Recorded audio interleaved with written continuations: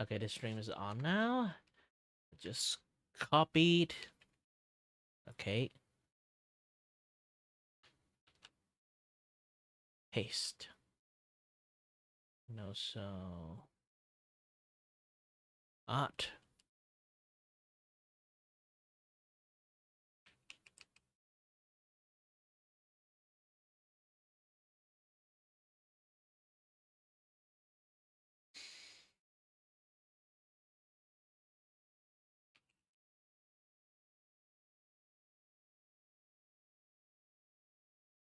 I wonder how many people actually is in digital art and cake. I've been always streaming in like YouTube. In no, like the category for VTubers. I never really go to digital art. I wonder how digital art is in cake. We got front page. Let's go.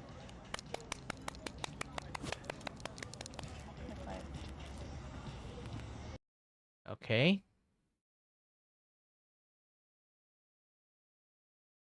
There's only 6 people watching. Most likely just we watching ourselves.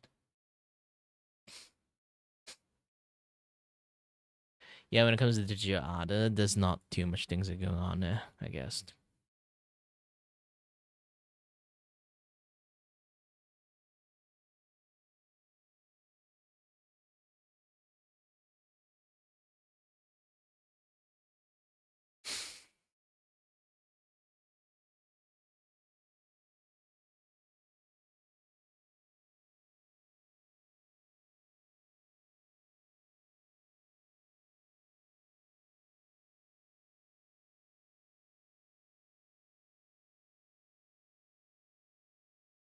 Oops.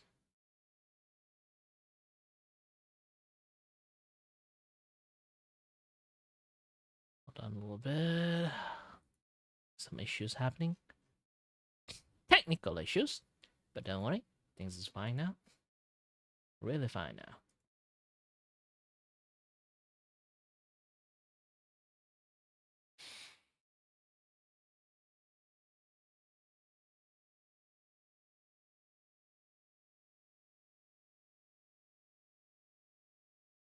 Okay, right now, I am going to make like something called like a digital art, obviously, and yeah.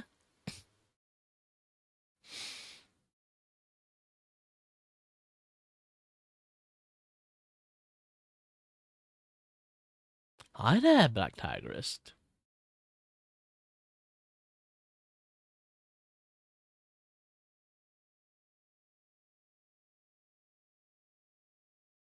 You know what? I'm going to pronounce it in the most hilarious way. I'm just going to call it Tigrist. Yes.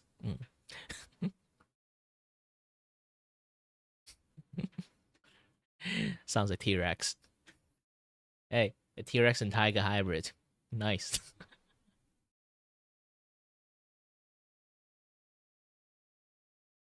It's gonna take some time. So hold on a little bit. I'm still fixing lots of things.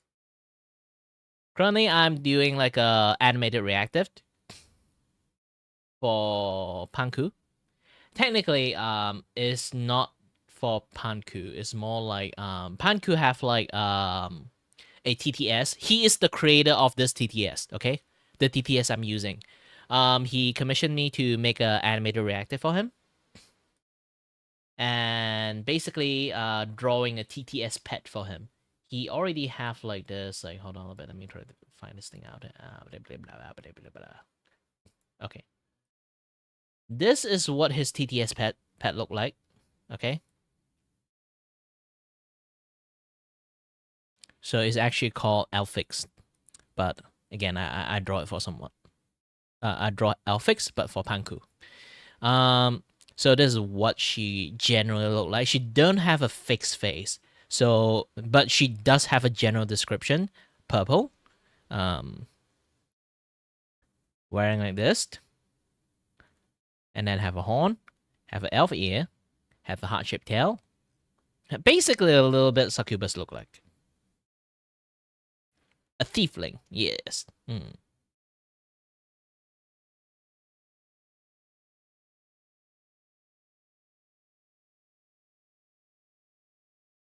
So the animated reactive that I'm going to make. Let me show you some of the example I've made so far. Okay.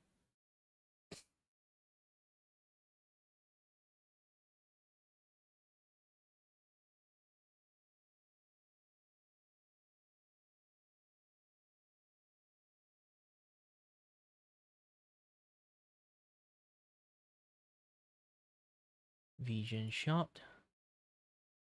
No, not Vision shot. Vision, yes. Red Fang. So this is the latest one that I made.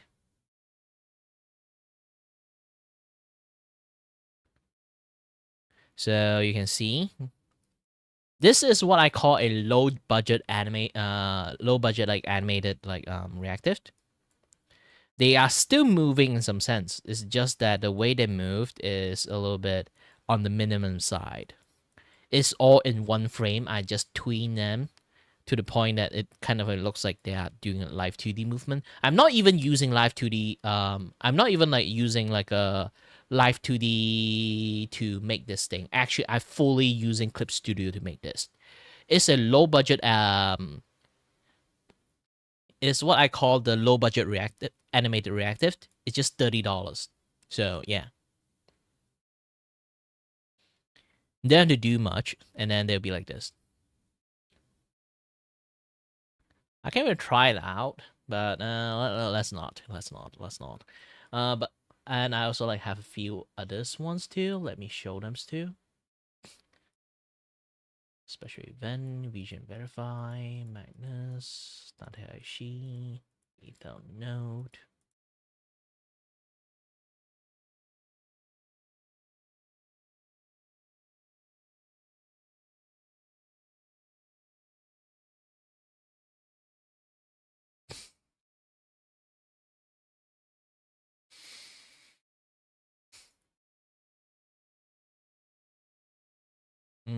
Where's the thingy again? Ah, yes, this one. Ethel and Dante.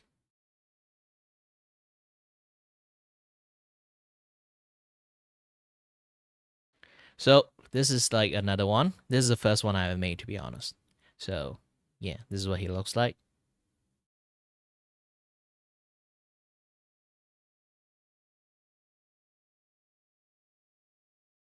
You can see glasses like the highlighting thingy.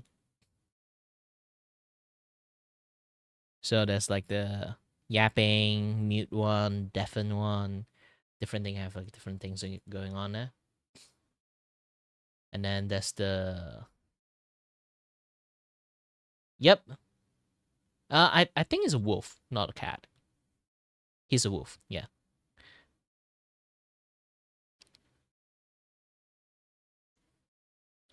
So this one is Ethernet.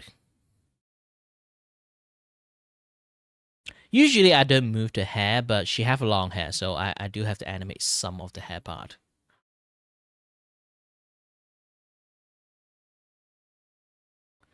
As you kind of can notice the pattern there, I always go for like a little bit like higher camera angle, but this one is like straight up staring at you, so it's a little bit different. I'm still scaling this thing, to be honest. I don't know like how much I need to scale this thing. This is just a mock-up that I draw for him. I should add a table on it.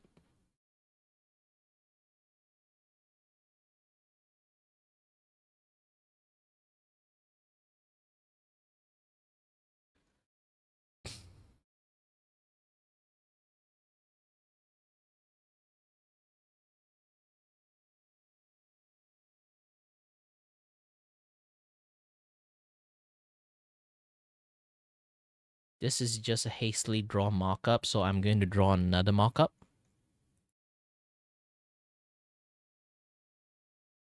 based on this particular post. But I need to wear my... Where's my glove again? Ah, there. Hold on.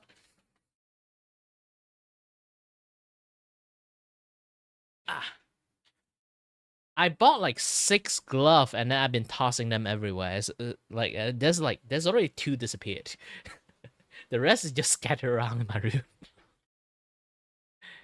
Because always I go to toilet, I'll take them off and then put them somewhere while I just go to the toilet. Those kind of things happens a lot more than I think.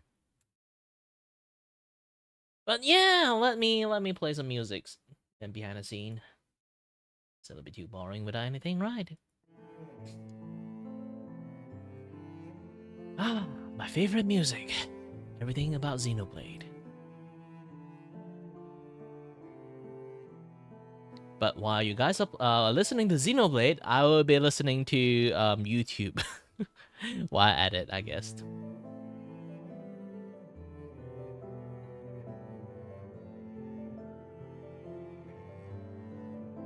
But I only do that when I don't have audience.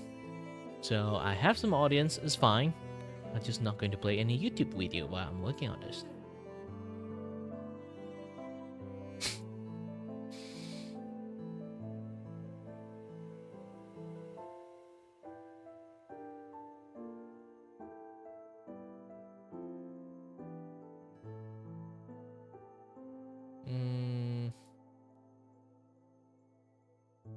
Okay, I have to take a look.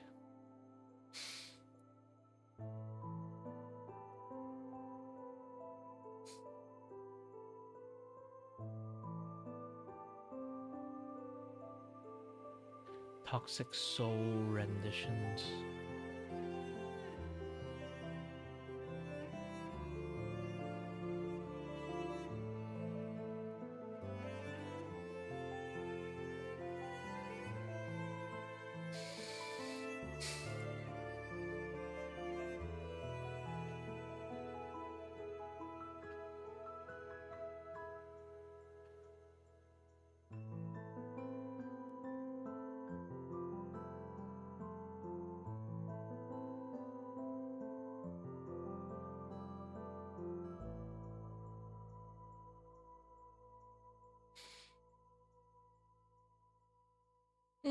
A tendency of draw big girls. Oh, yeah. Let's read a closer look. Outfit. Outfit design. Alright.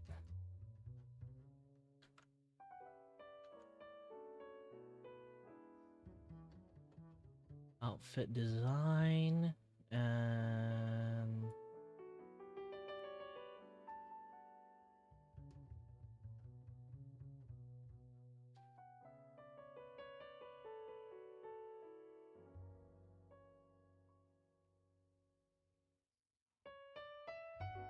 Alright, let's get into it. It's going to be a little bit tougher to draw then.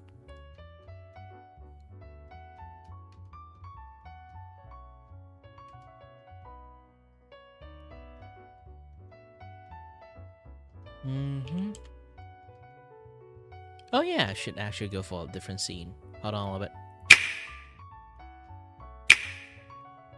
Oop, wrong scene. Alright, now you guys can see much more clearer on the drawing.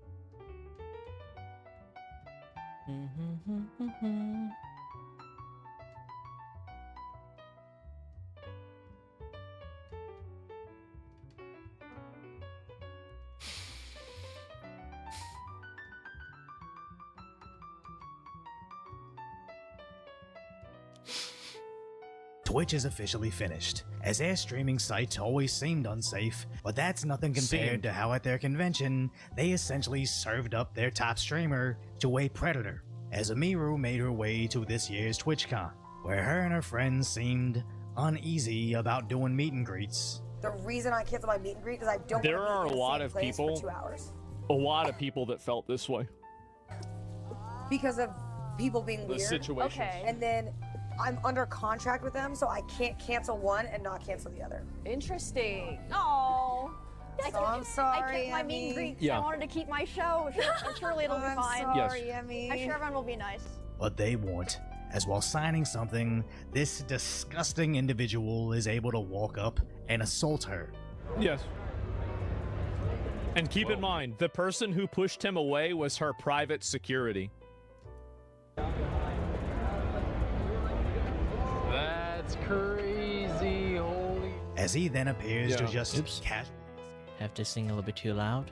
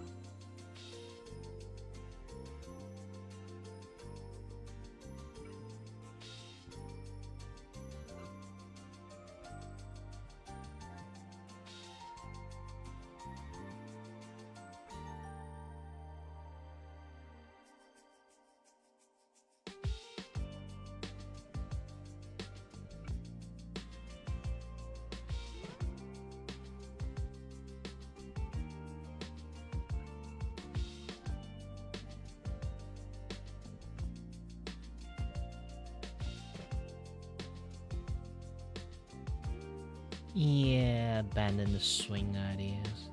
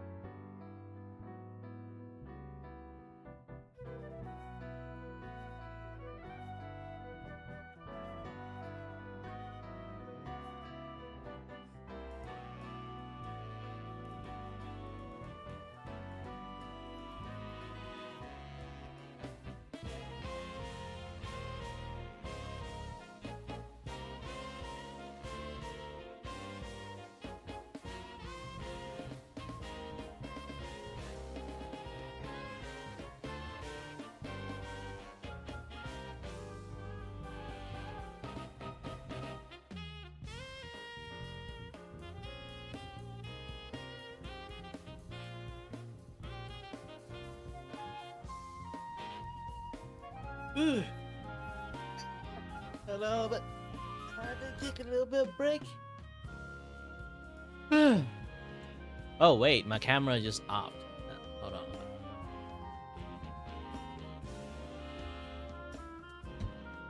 Happens from time to time. I have no idea why.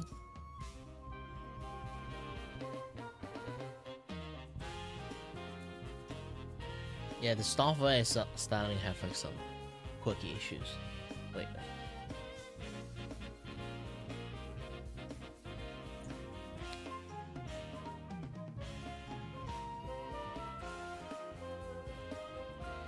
I'm gonna take a little bit of break.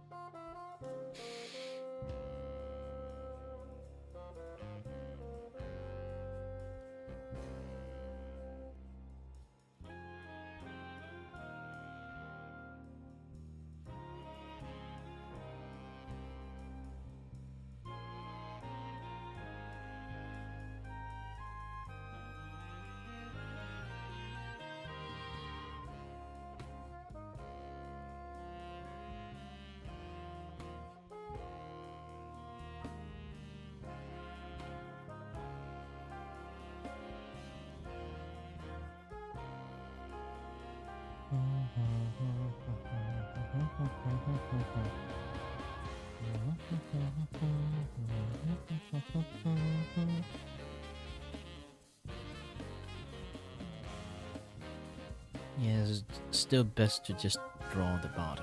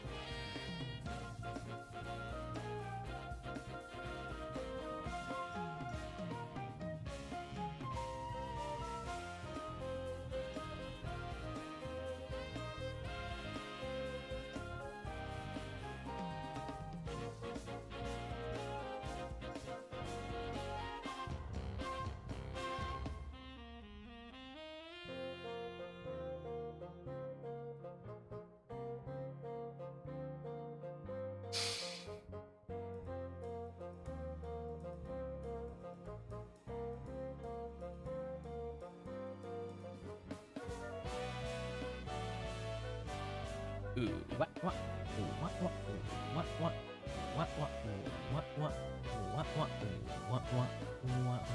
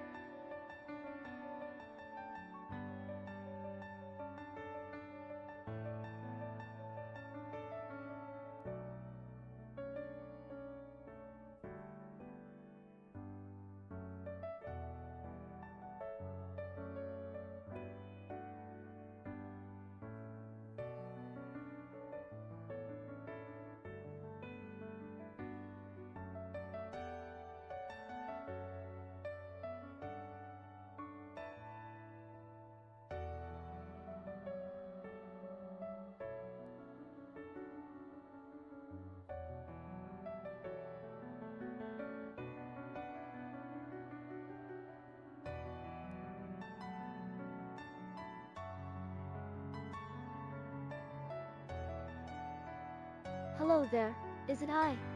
Kwaniel, the studio mascot here. Want to chat with Kiri but he is too focused on his work or game? You can use !S space and type stuff to make me talk.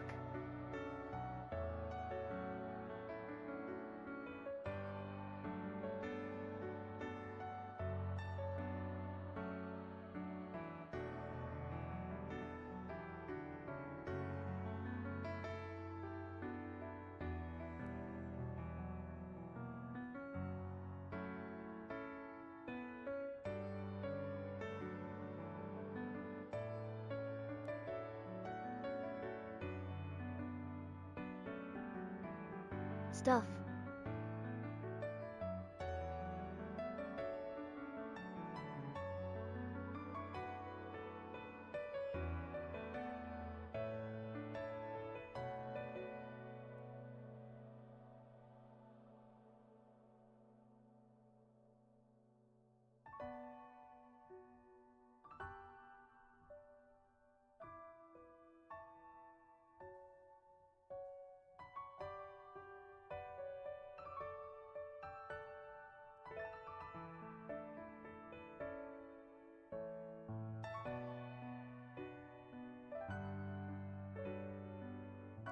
I ought to shorten like the thing. Like I think it's a little bit too long, and you guys already got bored from just hearing it time to time.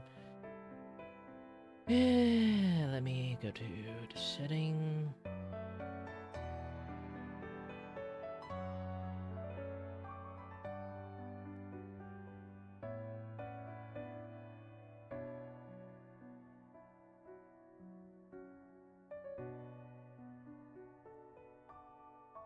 Hey, wait a minute.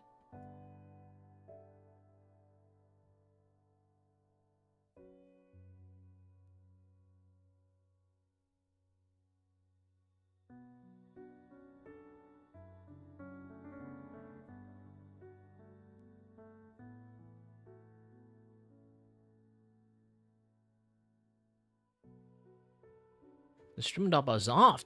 How does this thing work in the first place? Curious. Let me turn things back on first. Hold on.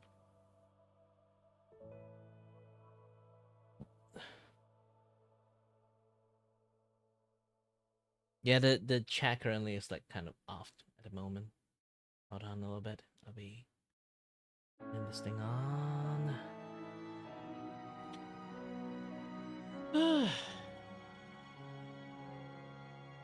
Okay, most of your stuff is alright.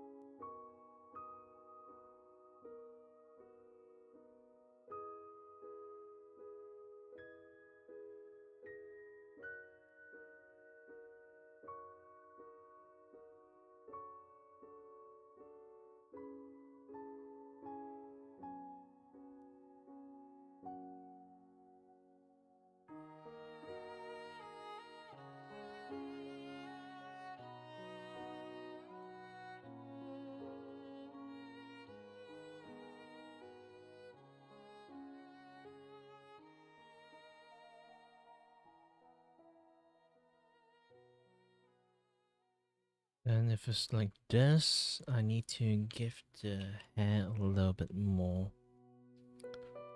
different feels to things.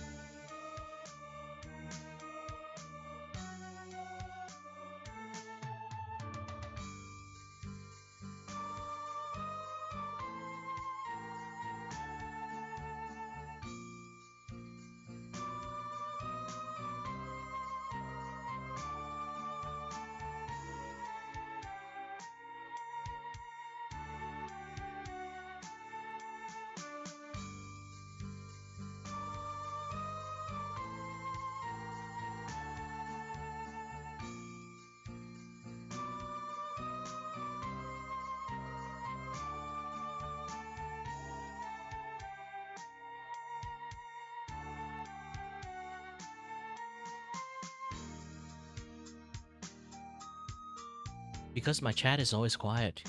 When I draw, I usually don't have chat. This is why I spend like a dedicated just chat sessions right now, just for like, you know, prevent that kind of things that happens.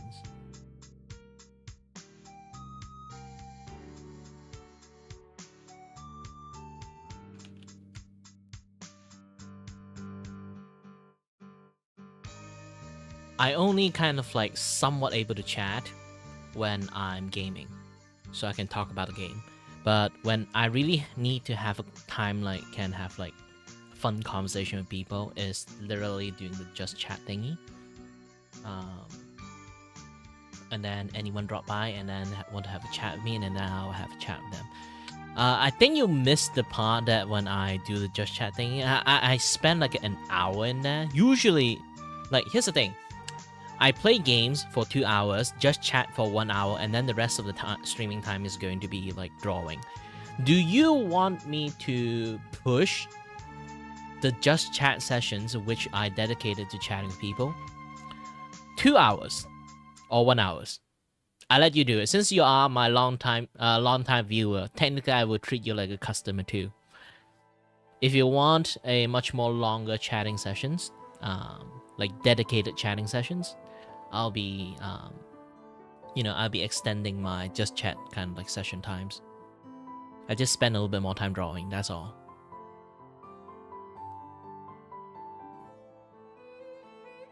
It doesn't harm me. I put it in 1 hour because like usually I would just sit there talking to empty air. So I don't trust the ability of people dropping in. But there is a lot of people dropping in and chat with me while I'm doing my just chat sessions. So I do have some confidence I can push it to like 2. So I can chat with people much more.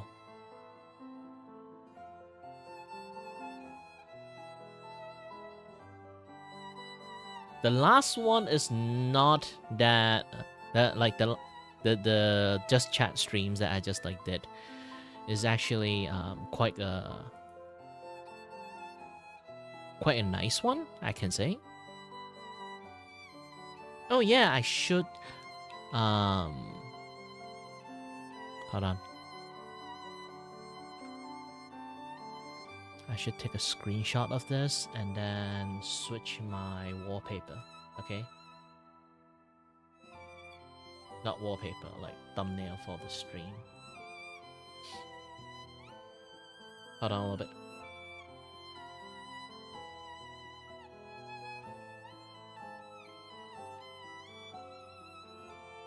Because when it comes to streamings, there's like there's a few categories for you to join in.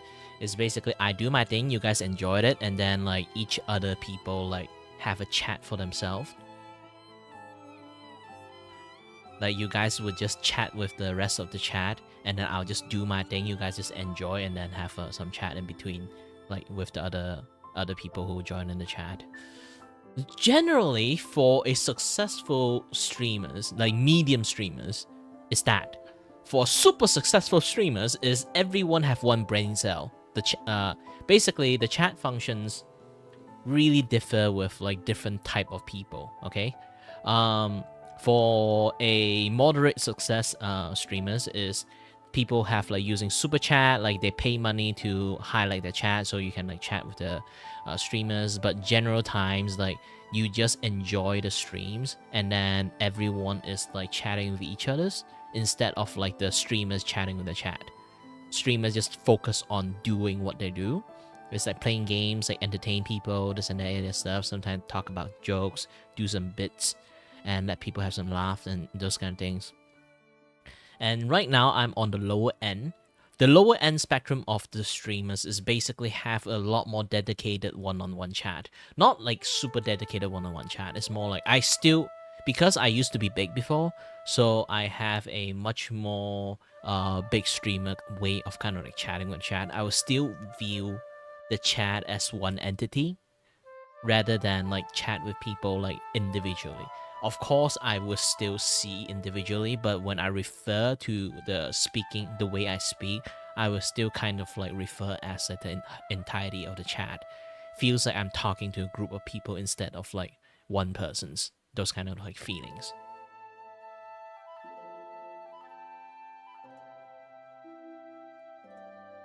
That's how I normally like view my things, view my works.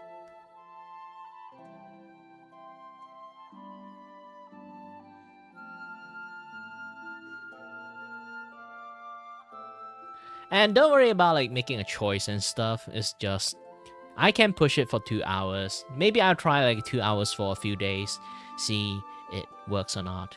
Because not lots of people can like chat endlessly for like 2 hours straight. You know, something like that. I can, definitely. This is my skill. Chatting is my skill, and how I able to become a very big streamer back in the days is because I just love chatting with the entire chat. And despite I have like 20k people, I still manage to hold a conversation with people. So yeah, like again, like that is like how I adjusted myself. I learned to chat in a group instead of chat with like individual. So and then everyone is just like go one brain cell, and then like I see everything like just like zooming through, but I see like a few consistent same word, and then we can kind of like chat with the entire group that way. And then once people are not dumb, so the moment they notice, I only like focus on the same word in the same times, so they will all like go one brain cell, think about like one same word, and then they will just type the same thing over and again and again. That way is much more easier. But I do sometimes have like that like super eyes. I can see a lot of different chatter in the same times. There's one time that when I got like my peak viewer stream back then, it's like 26k.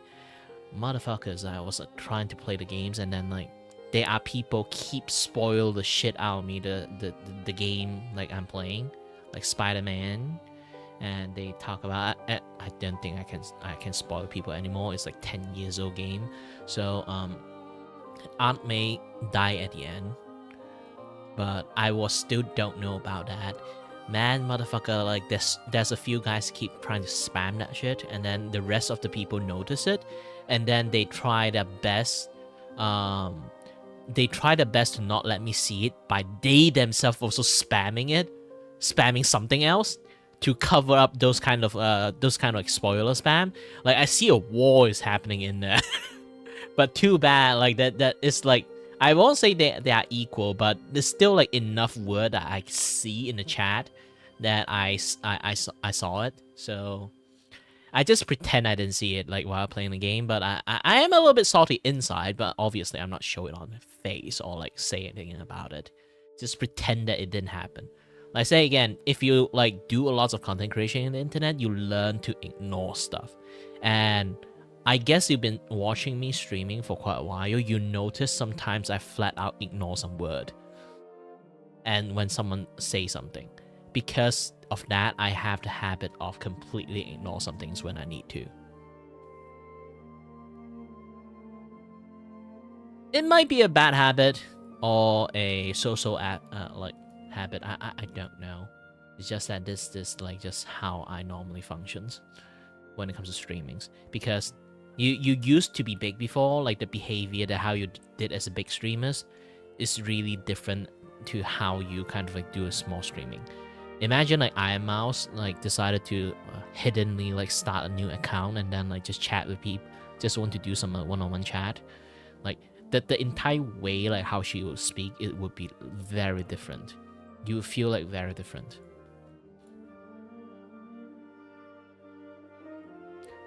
Chatting with people like one-on-one and chatting with a group of people, especially like one brain cell, like a cabal of people, that would be like a very, very different thing.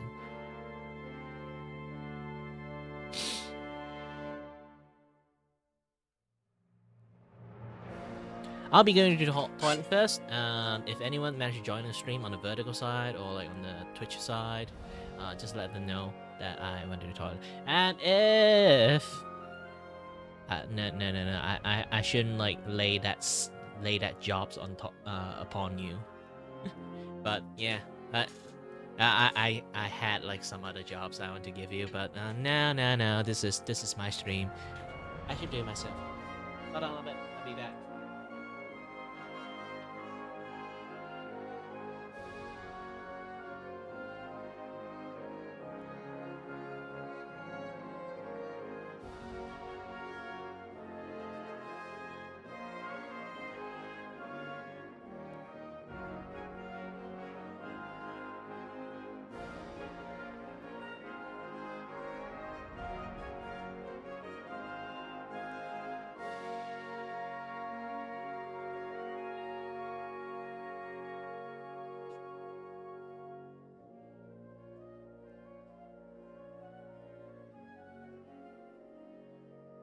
Wow, I'm back.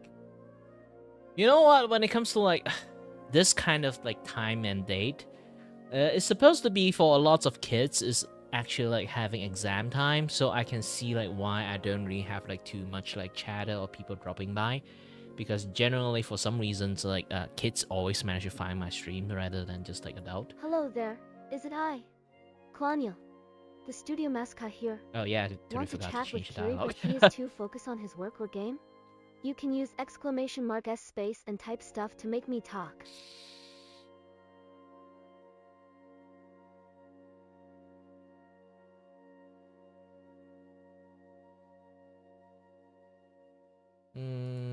Let's go for action and queue.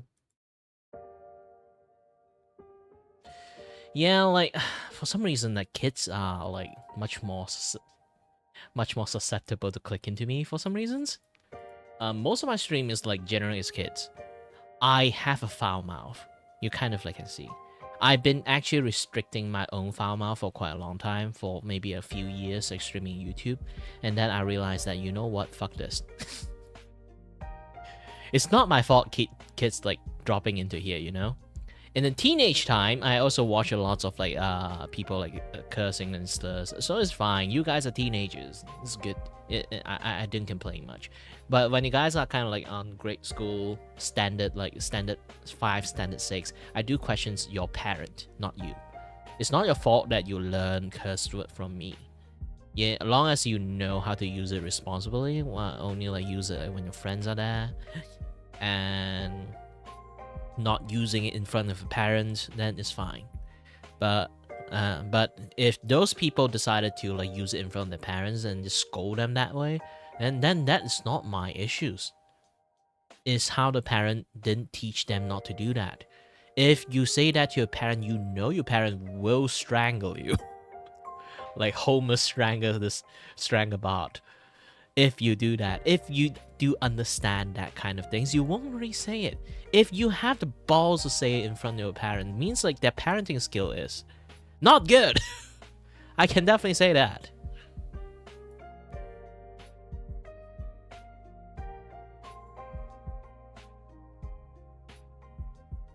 I do say so. Like sometimes, like some kids really need some whipping. When I say whipping, I'm not saying like that whip, like whoop. I'm not that kind of whip. Okay, different kind of whip.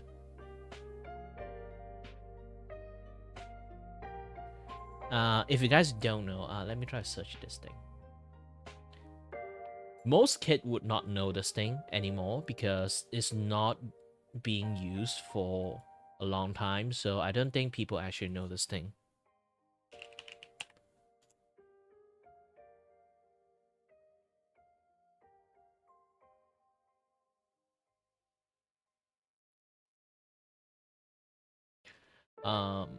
There's a material called rattan. In Malaysia we call it rotan. Back then, this thing was created to beat off the bed or laundry, kind of like beat off the dust and stuff. Okay, let me show you this one. So they use it to beat up the dust and stuff. But because how slender it is a very good whipping weapon for lectures, teachers, and the parents. So no more clothing rack. We have a longer reach weapon here. And they are many occasions. Kids are so fucked up to the point they should actually get whipped by this. Oh, you guys call it bust whack? No. I call it rotan.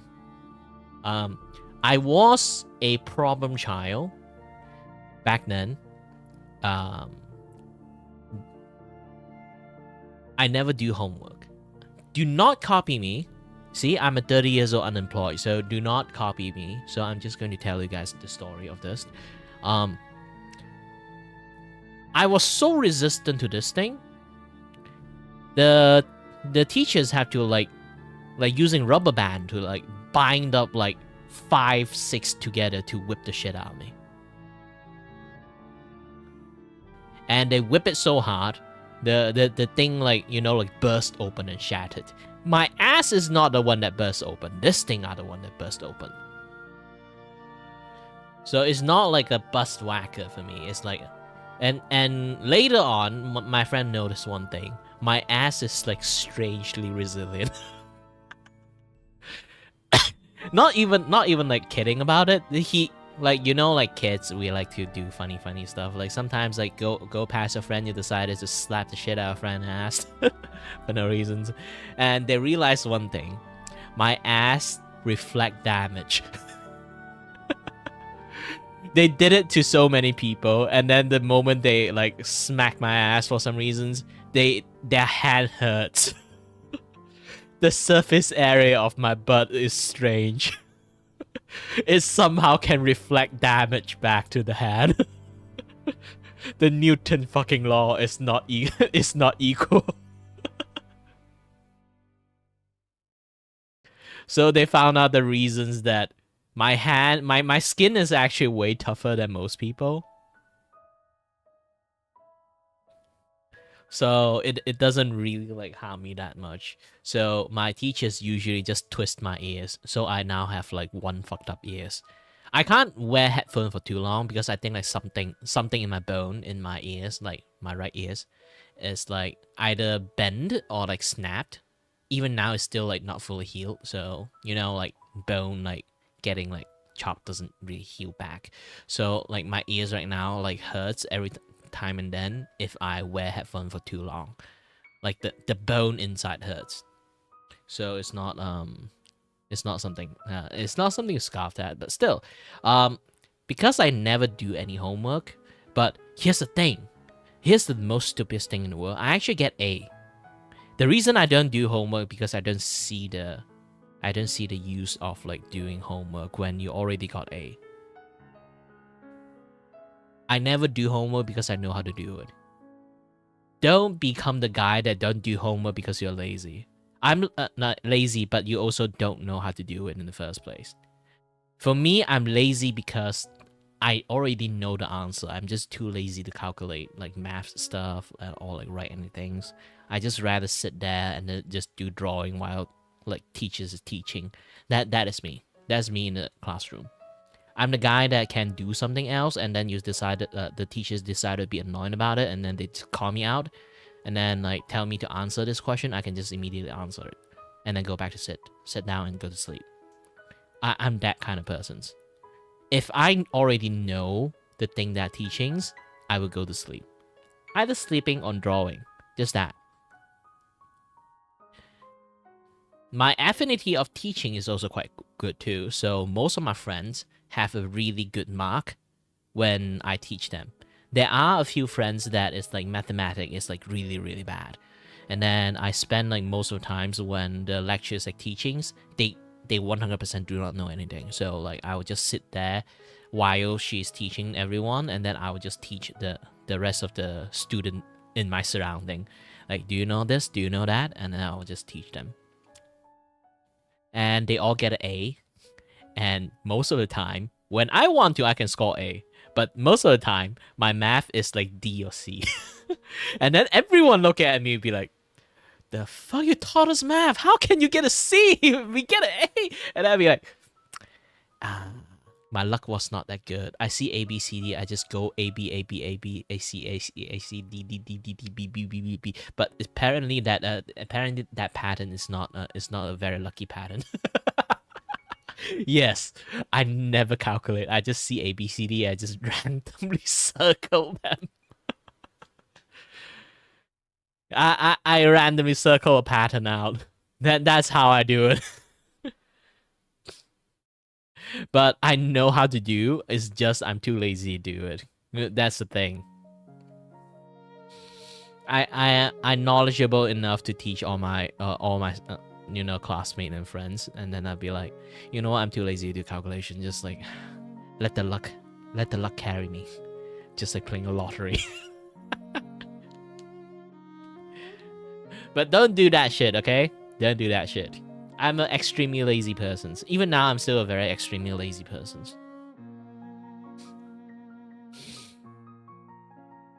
I always go for minimum effort. Despite my minimum effort, like, sometimes looks really good, it's still minimum effort, okay? I can do better, but I decided to choose minimum effort. Even this, like, most of the drawing that I made so far, like, this thing is a minimum effort. Seriously, I'm not even kidding about it. It's just, like, me doing, like, minimum stuff. And then there's, like, this one. Even the sketch is like this. It's still somewhat of a minimum effort, too. I'm not even kidding about that. I always go for the most minimum amount of, like, effort and everything.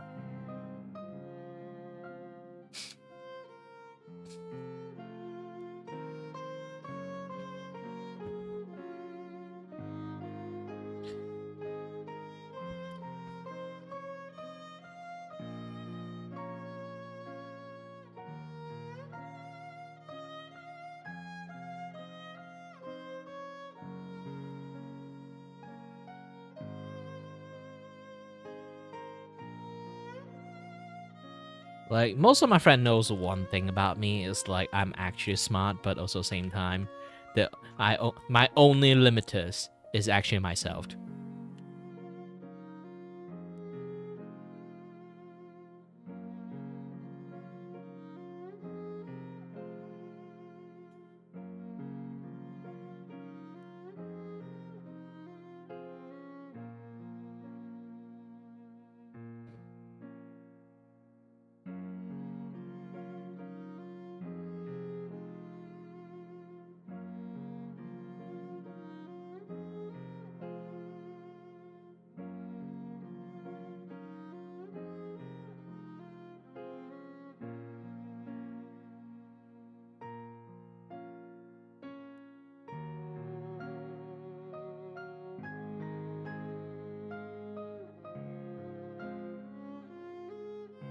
And to be honest, my family understand that too. They keep wanting me to do more things, this and that other stuff, but it just annoyed me, to be honest.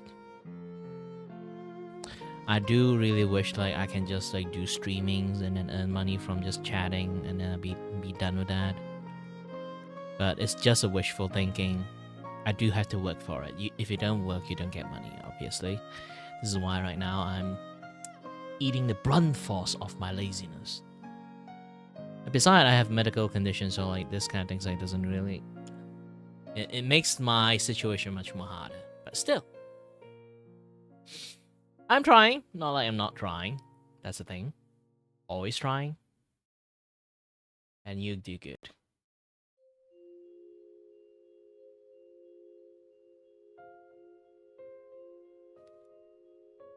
And then I guess, like,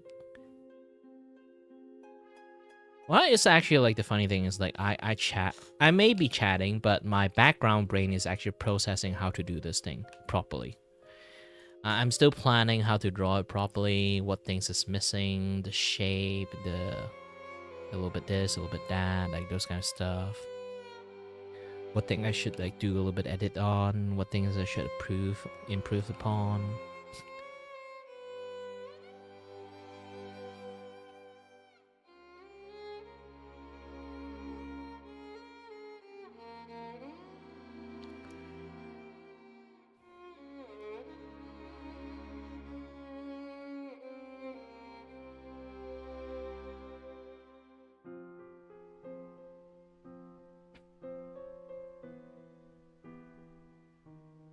Yeah, my brain is still processing, so we can just keep chatting for a bit more.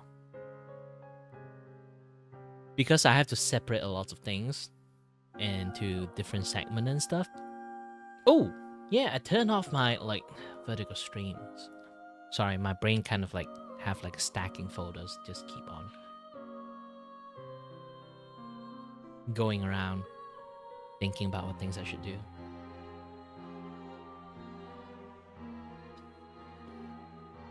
My brain works in a very weird way. I have a systematic brain. Almost functioning like a freaking computers, but still.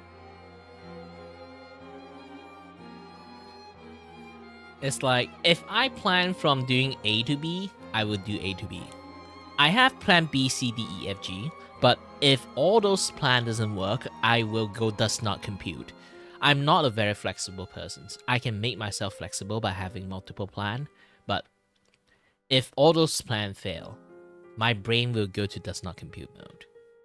It's that bad.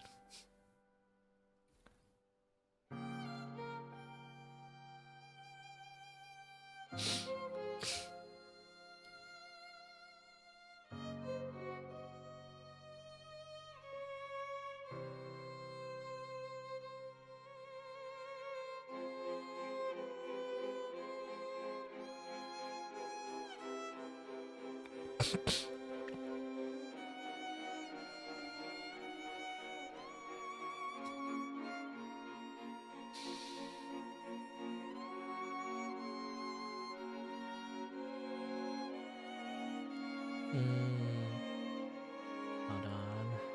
Looking at Panku.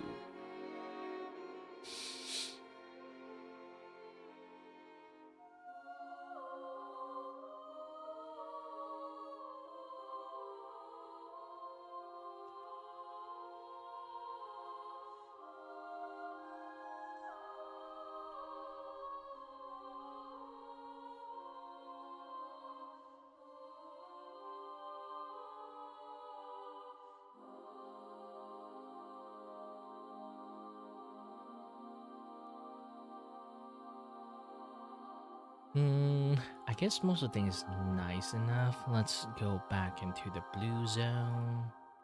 Drop the opacity a little bit. It's time to actually start drawing.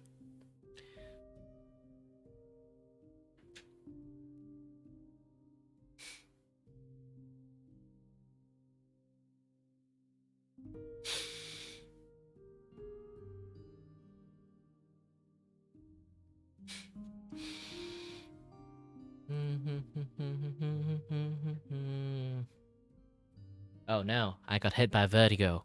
Gosh dang it.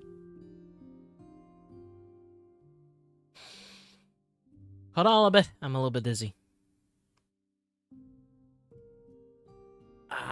Usually when I'm dizzy, it's a little bit hard for me to keep going. But don't worry. Oh.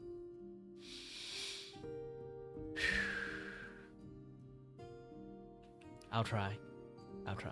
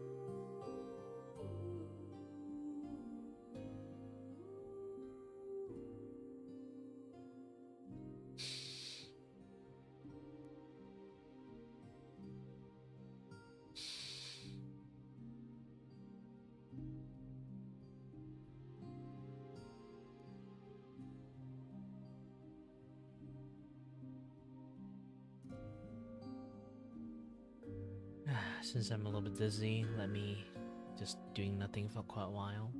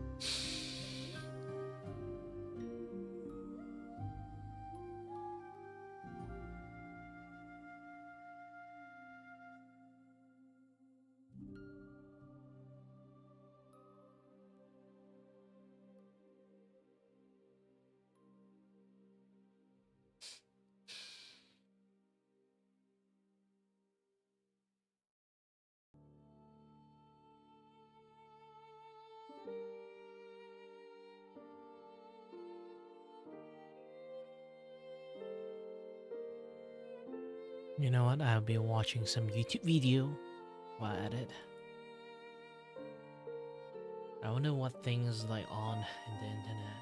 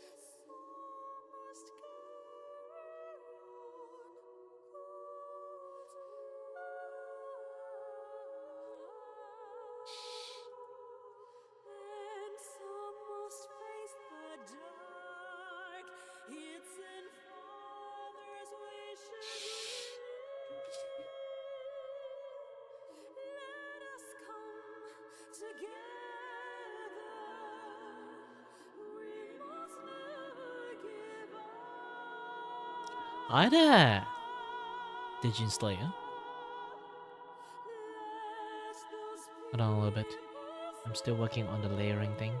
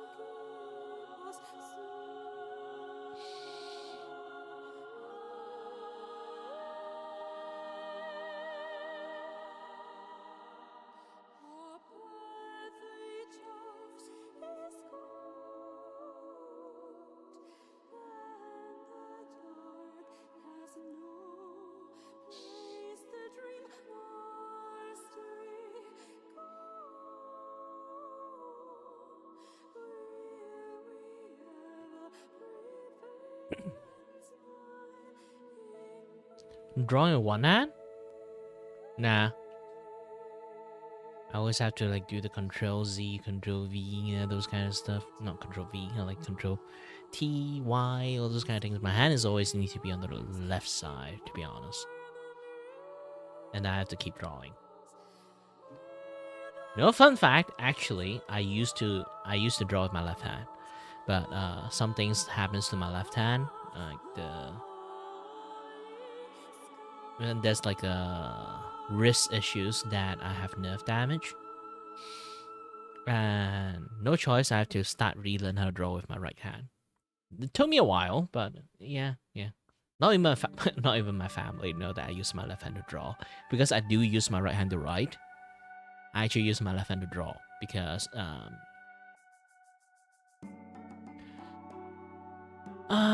you know, like the myth of like artists use their left hand to draw, and then like normal people use their right hand to draw, like this kind of stuff. So I trained myself to be able to use my left hand to draw. This is like the funniest thing in the world. It's a very stupid thing, you know, superstitious and stuff. But there is a lots of famous artists on the left hand, so yeah, maybe like I should keep using my left hand now. But the nerve damage still persists, so it's not like it still persists. Like nerve damage can eventually recover. That's the thing about nerve damage. As long as it's not like getting cut apart. You know, it's like not a full disconnections. You will just eventually regain back like most of the senses with the left hand. But the thing that caused the damage is still there. Even like I surgically, I did like the doctors already surgically like removed it. It grew back, so it's going to press on my nerve again if I use my left hand a little bit too much. So, my left hand is just out of operations.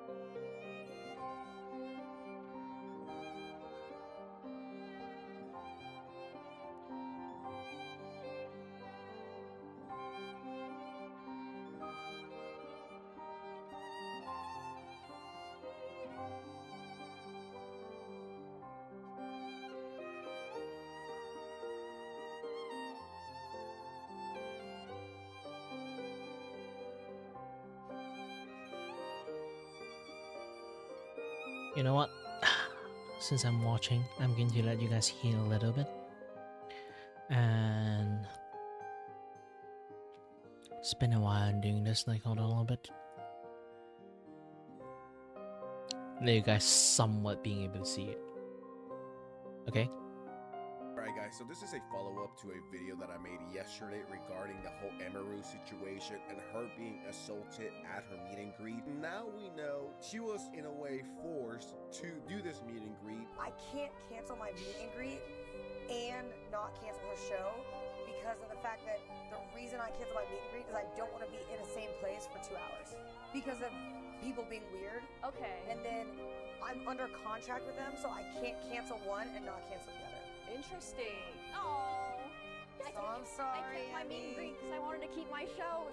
Surely it'll be I'm fine. sorry, Emmy. I'm sure everyone will be nice. So this is Twitch's fault, part 75.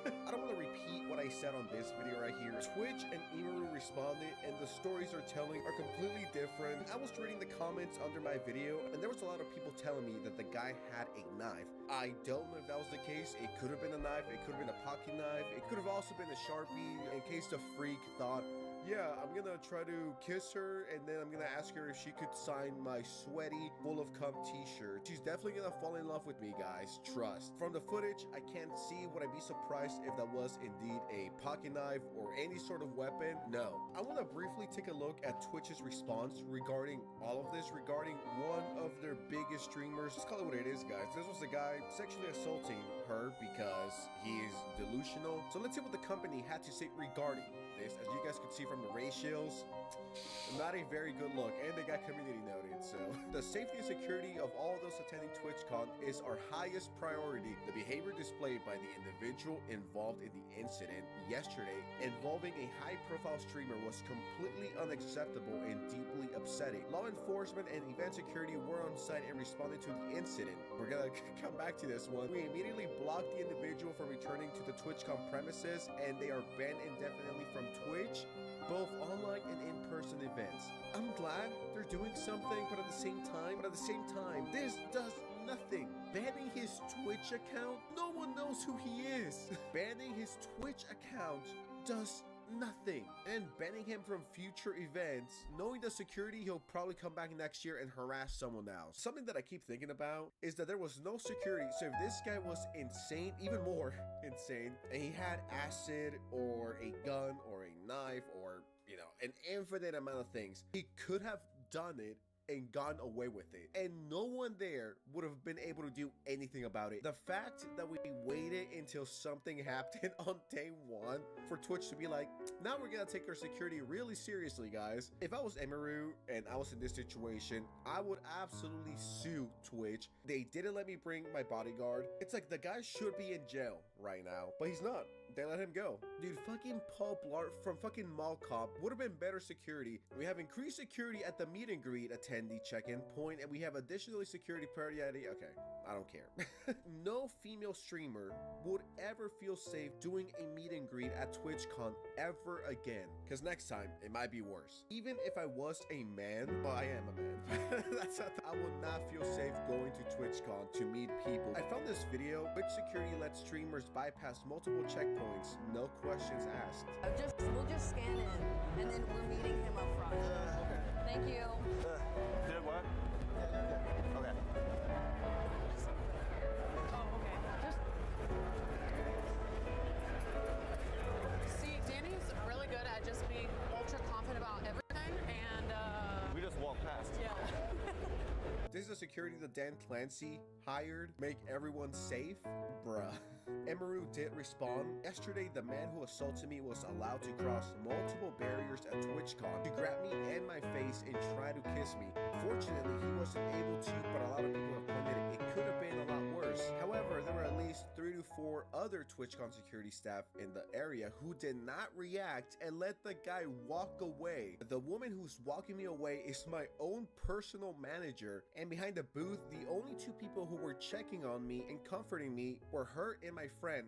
None of the TwitchCon staff came to ask what happened or if I was okay. Once again, Dan Clancy said, yo, just come to TwitchCon, everyone's gonna be safe, we're gonna have the army here. Where was the so-called law enforcement? Were they eating donuts? Were they harassing innocent people? It's common sense, guys. It's legitimately common sense. If I'm Dan Clancy and I have all the money in the world and there's already safety concerns, I'm hiring the best security for my top streamers. If this is the backlash Twitch is getting for what happened here, imagine if someone would have been killed here. TwitchCon is not safe for women. My friend who was present told me Twitch security were also behind the booth afterwards, joking about how they didn't even see what happened in it.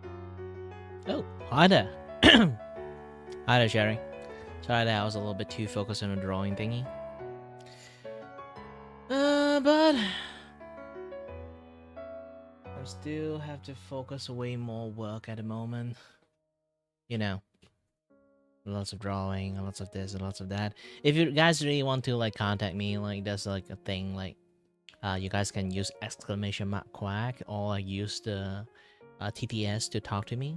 That's just like how it works, to be honest. That's like the only few way to actually call me.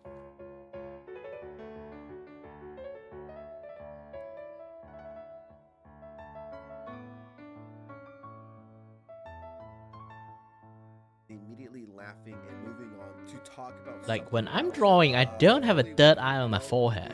is, so they can be My screen's on top of me when I She draw. I ends up look saying, down. I'm not doing this again. This is my last TwitchCon, and I don't blame her one bit. The thing is, most fans are chill. It's only a certain percentage that are fucking terminally online losers that take shit way too far. If Hassan would have gone, the amount of security he would have would beat the president's security, alright? To put things into perspective. But because Hassan wasn't there, it's like, okay, dude, let's just get them fucking Walmart security. And I'm really upset because I noticed a lot of negligence around the event, and I'm not happy with the way that they're handling it now.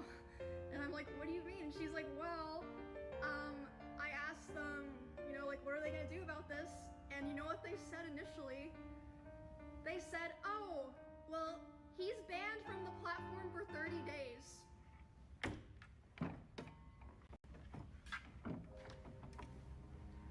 What? And then she's obviously like, hello? Like, that needs to be indefinite. What the fuck are you talking about? Also, that's like nothing to do with anything.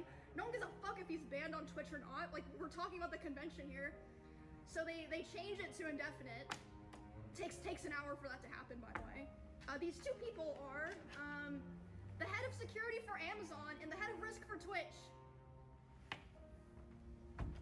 Also, later the same night, I'm not gonna drop names here because I wasn't there, so I didn't see it. But I had multiple people tell me that key Twitch representatives last night were out partying.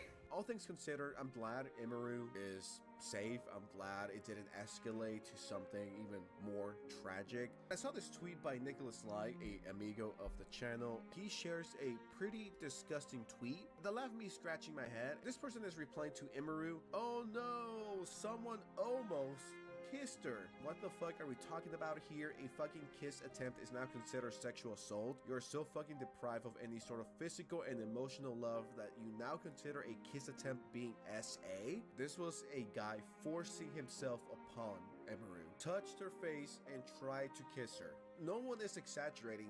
That is what happened. That is the truth. It's sexual harassment and it's sexual assault. I hope this person's trolling. I just imagine this guy doing this to any single woman he finds attractive. He's like, she looked at me for like 1.3 seconds. She definitely wants me. Let me walk up to her, hold her, grab her face, and try to kiss her. It's like, yeah, dude, if you think that's normal, you yourself deserve a shock collar and much worse. I hope I got baited. Hopefully this is trolling, but based on the profile picture and name, I doubt it. Oh man, what do you mean that's sexual assault? I just hold her. I just held her for like 5 seconds, made her fear for her life, made her extremely disgusted and uncomfortable, and then I grabbed her face and tried to kiss her. This. Why, thank you, Dr. Toby. I'm still trying to adjust a little bit because The eyes supposed to be like have a much more fold in it because this have like some certain stuff like going on in here. It's like the face, like the hand is holding the face and stuff. Right now I'm doing like on lots of like separate kind of like layer thingy.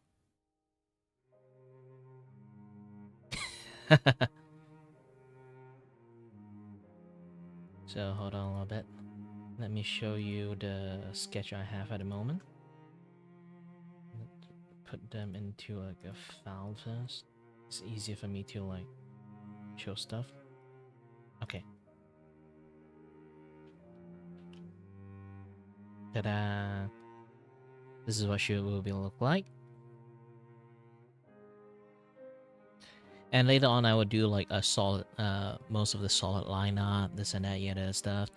And once I finish it, I will be doing much more solid like animated work onto it, because this thing's supposed to be animated.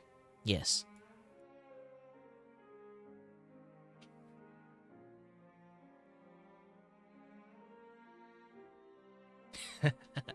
Why, thank you.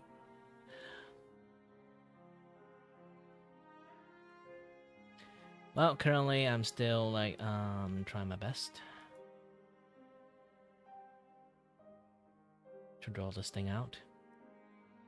There's still like a lot of things I have to like do yet. The eyes, the face, this and that. Again, I do appreciate for everyone who come in, like, and support my work.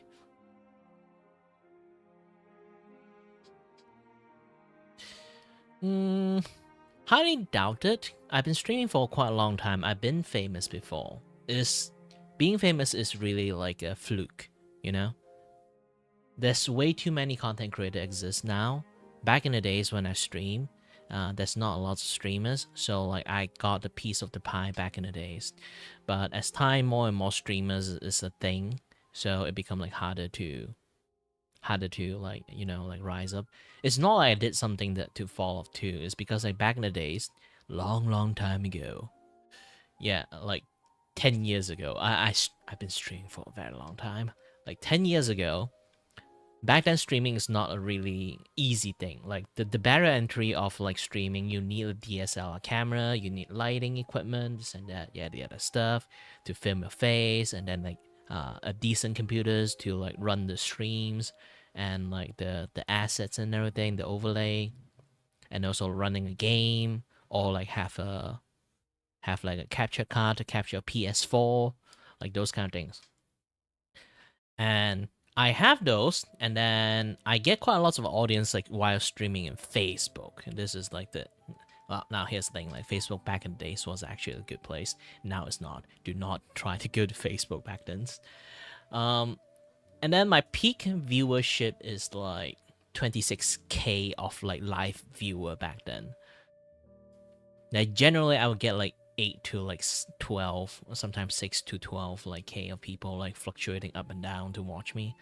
But the problem is, like I say again, I was like streaming with Facebook, so I kind of doxing myself because I'm using my actual account to stream. Around the time I just want to stream for fun, you know, when I do drawing, when I do studying stuff, when I learn how to use OBS, I just want to show it out and to like share the experience to people back then days. And somehow like I got like a lot of people like come and watch me. I think it's because again like not a lot of people like able to stream, so like there's only a few people to able to stream, so the audience base, the piece of the pie is much more bigger back in the days. So I got a lot of people watching me. But the problem is, again, I stream with my Facebook account and my with my actual names, with my family list and like the friend list, like all those kind of things like in there, all my personal details. So I essentially is doxing myself. So like no choice, I have to just delete the page once I got famous. For a while I got scared. I'm 30 years old, like back then 10 years ago, like it's like I'm just like 20s.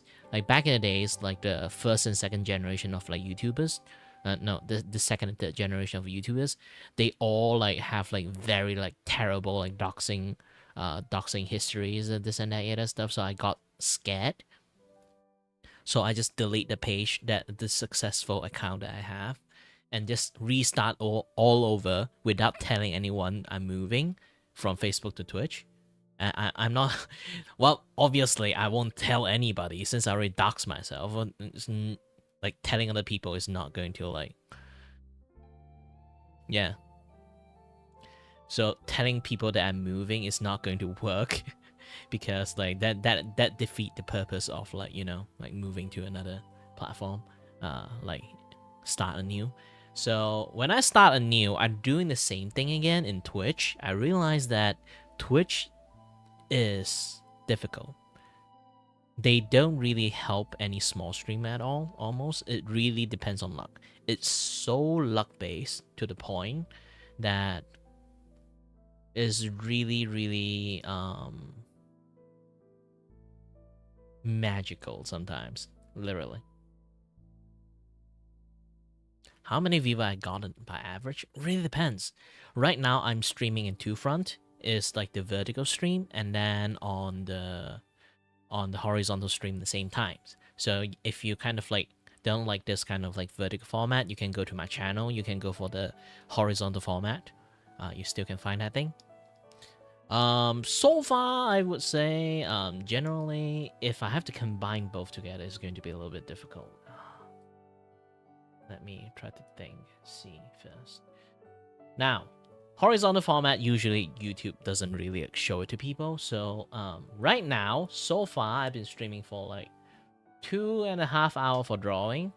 I have 26 view, not concurrent viewer. And then right now, and on the vertical side, I forgot I turned it off. I turned it back on again.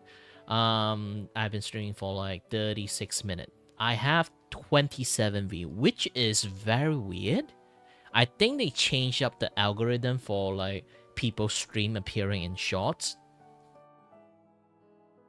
because usually I would at least get like around the times by like maybe like I stream for like 2-3 hours.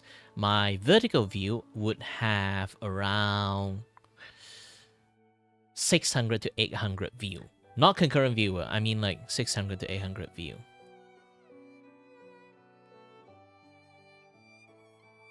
So it's weird that right now, even the view side is only 27. It seems like I kind of like sort of get like shadow banned by YouTube. Either is that or like YouTube have like a new type of like new type of new type of algorithm going on for the shorts.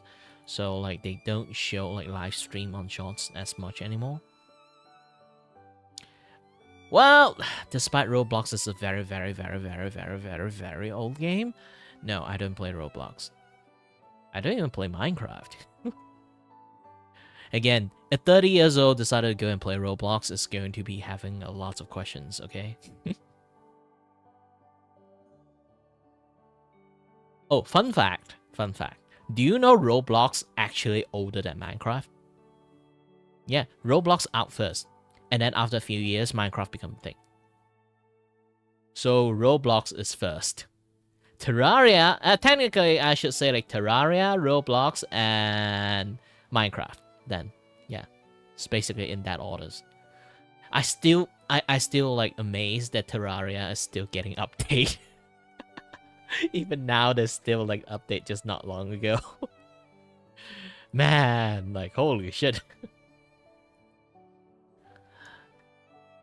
But I know. Again, 30 years old man shouldn't play Roblox, to be honest.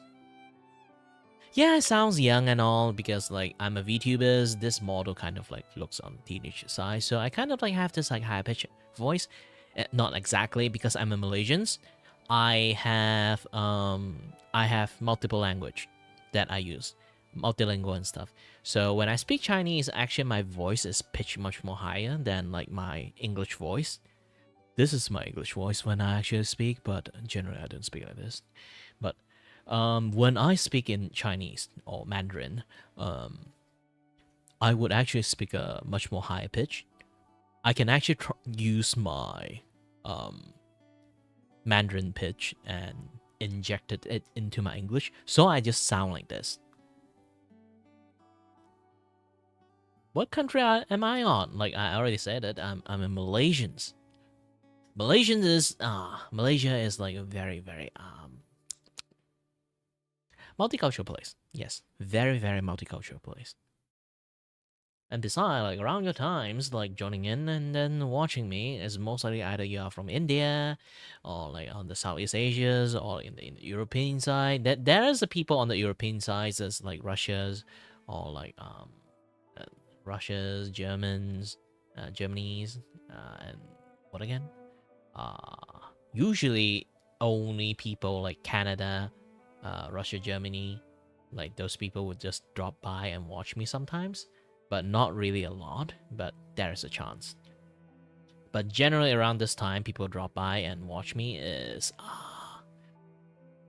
I would say, from the Southeast Asia side, yeah. Either people from Indonesia, or like from Philippines, or from Vietnam, or from Thailand.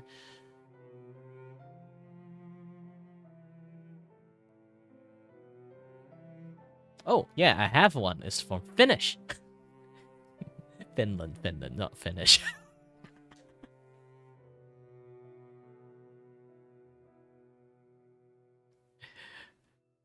Finnish is the language. Finland is the country. I keep calling Finland Finnish. Sorry about that. But yeah. Don't worry, even though I kind of stopped drawing, I'm still kind of like working on it. Everyone do hope that too, but currently I'm doing drawing stream, so I generally don't really look at the chat that much. Because when I kind of like start chatting, you already notice I stop drawing. When I do drawing stream, I usually don't really have that much audience. The only time that I actually have like a lot more audience is when I do just chat streams or like gaming stream, those kind of things. But right now, I generally, most of the time, if you are unlucky, I might ignore you. Not like ignore you in the rude part. It's more like, you know, I was like, the drawing tablet that I'm using is like on the table. So I have to look down. While the monitors is like, I have to look up to look at the chat. So sometimes when I too concentrated on the drawing, and I forgot to look up, I will miss a lot of people like trying to chat with me. Happens a lot. This is why I have the TTS here. Too bad on the vertical side you can't use the TTS. You only can use the TTS on the horizontal side like this.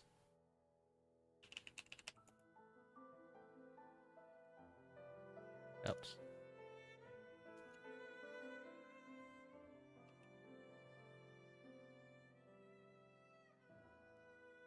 Does it work? Nope. I forgot the command. Gosh dang it. Hold on a little bit.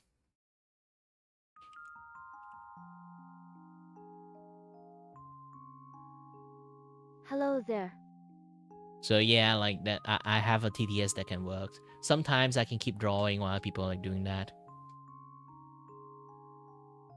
How do I do the animated characters? If you're going to say like how do I become VTubers, it means like I have to like draw the image and then rig the image. Basically like, you know, like imagine I have this thing. Okay. This is the art I just drawn not long ago. So imagine I drop down. Let me try to find another one. Okay. So that's this one. So there are people that can do something like this. There's a particular software to use is what we call a Live 2D. Live 2D is like a software you can put like pinpoint of this thing. So imagine like this is the arm, okay? This is the hand. Like there's a bone structure work on this kind of things, like so I can like move the hand like this, you know? Hand waving it. This and that, yeah, stuff. So you can see like the arm like moving this way. Essentially my character move like that. Yes. Essentially it's moving like that, but using like a special software called Live 2D software. And since I kind of I'm an artist myself and also a 3D animator, so I decided to make my own Live 2D characters. So this is like how I look like. I can even show you like my full body. Like hold on a little bit. bit.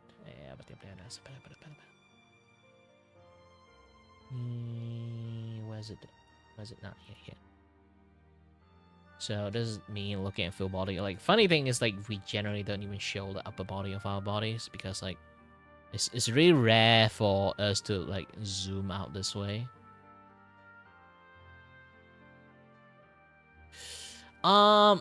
Depends. Because, like, you do have to buy it. If you can't make it, you have to buy it from other people, and it's really, really expensive.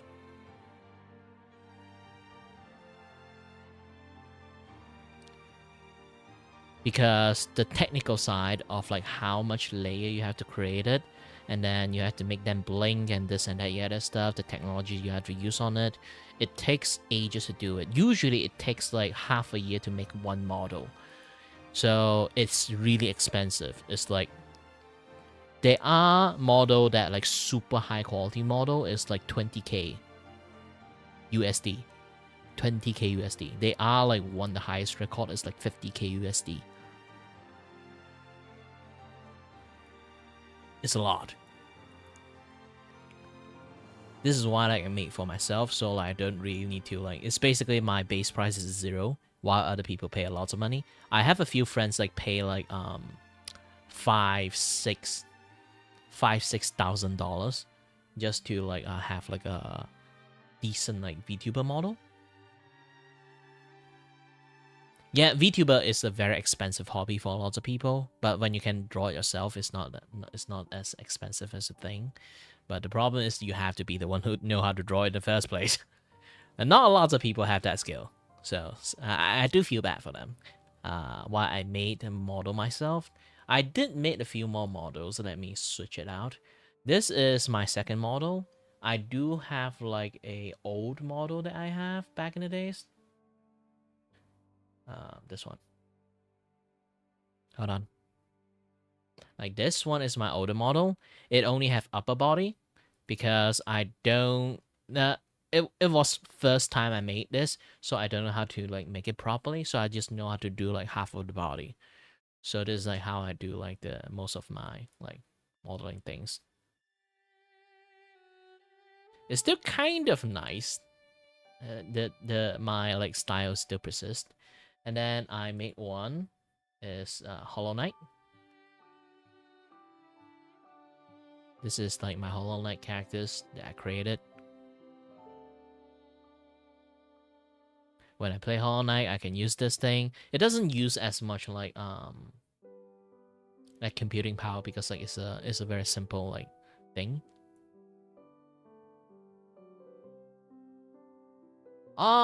Again, like, it takes a lot of skills and times to actually rig something, and the artwork itself need to be riggable in the first place.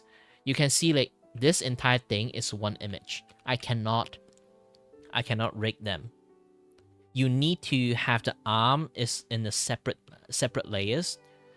The face, the eye, the highlight, the eyeball, the colors of the iris, everything in separate layer. This is why like it's very expensive for that particular reasons. Like, you notice like my eye can sort of like open one, blink one, right? So like essentially I have to like make the eye kind of track my face so it can blink. And if I have eyeball, I have to like draw eyeball in there in separate layers. If I look to the left, the highlight will go to the right, but my iris will go to the left, something like that. You need to do a lot of like tiny amount of like animations in there. There's like a cheaper version of it. It's called like Animated Reactive. Animated Reactive, I do make those things too. But hold on a little bit. Let me swap back to my older model, my newer model. Not a lot. Another one is like different clothes only. I don't have too much time to keep making model for myself is because it takes a lot of times to make one model. So yeah, that's like one of the biggest issues that I have. Like, this thing is kind of like fine and everything, you know. I do like it actually. It's much more like, wow, it's really. The movement is actually really nice. Maybe I should like stuck with this like model for a bit. It's been a while I haven't used this model.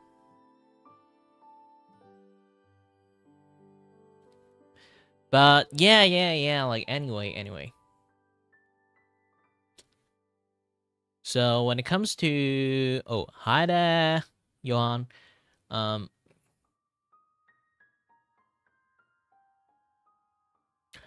do this like almost every day, unless like my here's the thing, I have some medical conditions, so sometimes like I might not be able to stream, even though I'm available. But I will try my best to almost always stream. Unless I want to take a break. Like my stream doesn't really have like fixed schedule, but you kind of like notice if you look, I pre-schedule most of my stream before I do the next day. I won't do like a planning like consistent every day have like one stream, but I will still do quite lots of stream. Yeah. And I would say I do almost stream every day, and then my stream schedules, because here's the thing, this thing is art commissions, so people pay me to draw.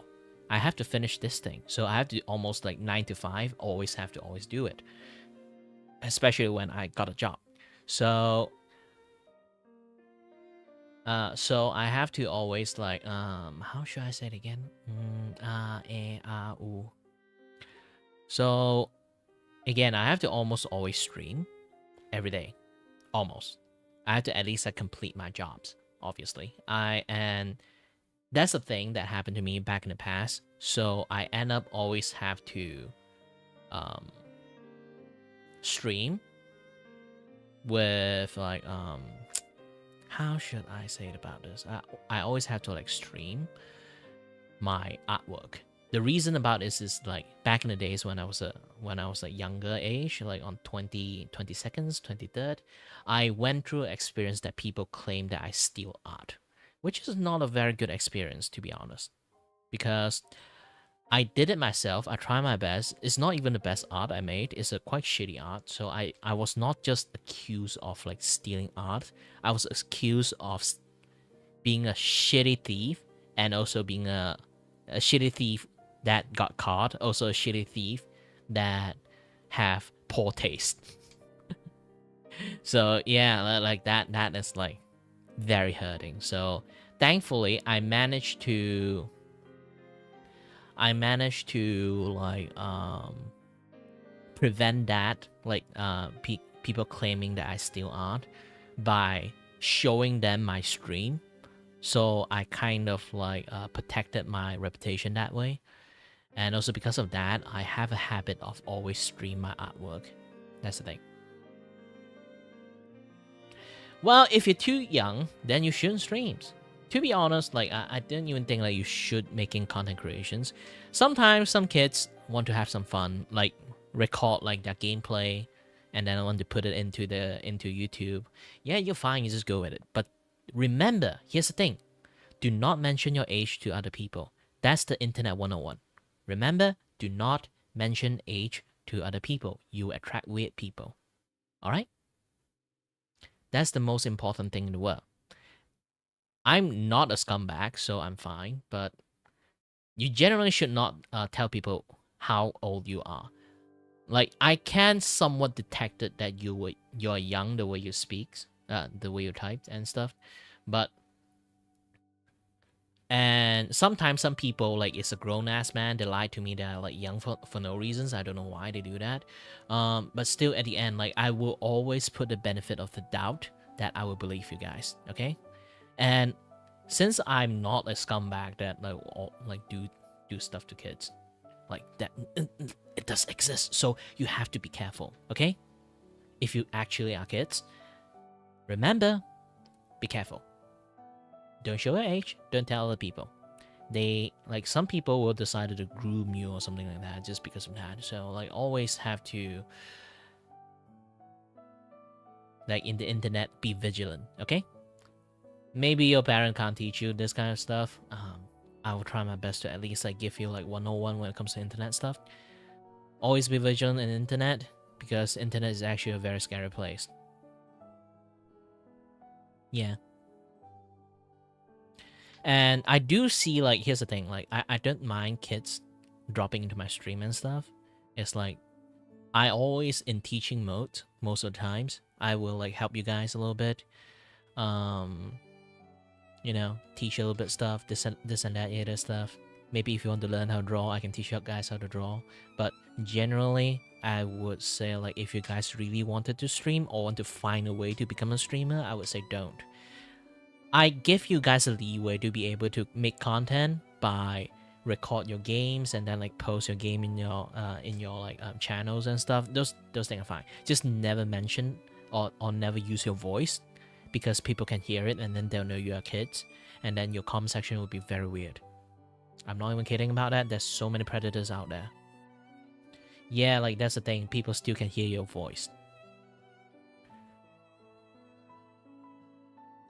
This is why like lots of like voiceless streamers and like those, again, like you can have fun, okay? I don't anti-fun people. You can have fun, but the most important thing is try not to stream. Try to set yourself a limit that is like you like listen to like Uncle Kira here, okay? All I can say is you only granted the permission to stream is once you're able to earn money through your hard work, like doing part-time jobs, get your own phone number, pay for your own phone number, understand the outside society first, okay? If you have enough capability to earn money outside and to be able to at least pay your phone numbers, you would understand the society outside enough, have enough common sense to the point that you can stream. Because there are lots of kids that really don't know anything and then they decided to just borrow their parents' phone numbers and then they'd be able to stream. That is not a good thing. Again, groomers, predators is out there. They are constantly preying. You guys are just like little juicy prey for them. So you just have to be very careful. And the only things to be able to protect you around that time, especially when you just sneak around behind your parents' back, the only thing that can protect you is yourself. So if you don't have the capability of taking care of yourself to be able to detect the bad actors that you communicate with, it's best you don't. Just avoid it until you get to like maybe 16 or 17. You work yourself in the part-time jobs or like help people like basically do some work like outside, earn enough money consistent enough to pay for your phone numbers, then yes, you can. I allow you to do that. But doesn't mean that you 100% should do that. I mean, like, I just like, that is the bare minimum I give you guys. Best if you guys like start streaming, if you really want to, just do it for fun. Even if do it for fun, it's like around 18 or like 20. And then you guys are allowed to like have actual fun like for streamings.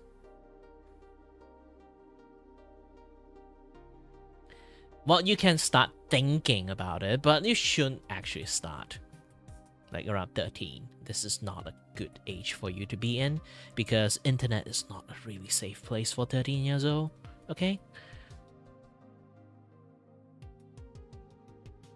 And all I can do is just give you advice. I cannot help you. If you get in trouble, I can't appear like a superhero, okay? There's no hero for you. Especially when you try to like go to the internet, you are the most alone person in the world, and anything happen to you, nobody can save you. You have to be afraid of the internet. The internet actually is dangerous. Like, there's times that I would say like, sometimes you say like, you have to learn not to trust people. Because you can't just use those words as a defense mechanisms, okay? Predator don't give a shit. I can say I'm disabled, and then I unemployed because of that. Nobody will give a shit. The world's still spinning. That is the reality of the world. All I can say, like, the reason why I say kids should have like a little bit more sense of the outside world before you actually start doing anything in the internet, because I want you guys to understand the reality of the situation and the reality of the world, that you should be very, very careful, okay? I'm not shitting on you. I'm not trying to tell you like you shouldn't do or not do, because like even I tell you not to, if you really want to, you would do it. I was a kid before. I did a lot of things people say no to, said that I shouldn't do. So if you really want to do it, I would say only thing I can tell you is to be careful. One carelessness, if you're not lucky, shit will happen to you. If you understand, if you've been through Roblox, you already heard about this kind of stuff like a lot. It's like a lot of kids actually got kidnapped because of Roblox. I'm not scaring people. I'm just like, it's true facts.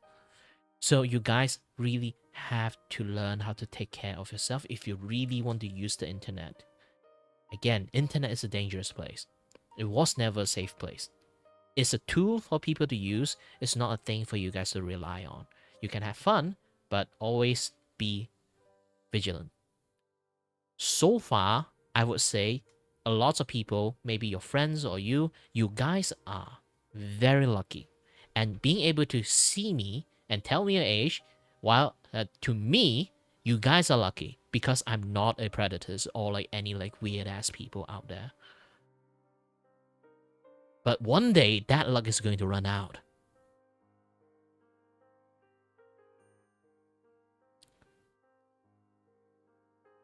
So yes. That's all I can say like for that conversations, because like I don't want to get into like this kind of conversation too seriously, but it is a good lesson for you guys to like at least like, you know, think about it. I can't really teach you guys like a lot of things. I can't like help you guys that much, because I am an anime man in the internet, so I can't really like go around and help people the way I really wanted to. But this is the best advice I can give you, and if you want to listen or not, it just really depends on you. No, I'm not from China. I'm from Malaysia.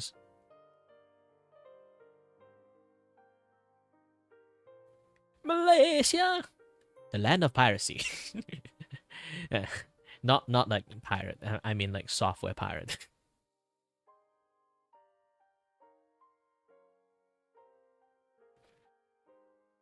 But yeah, like you guys like should really be careful. That's all I can say.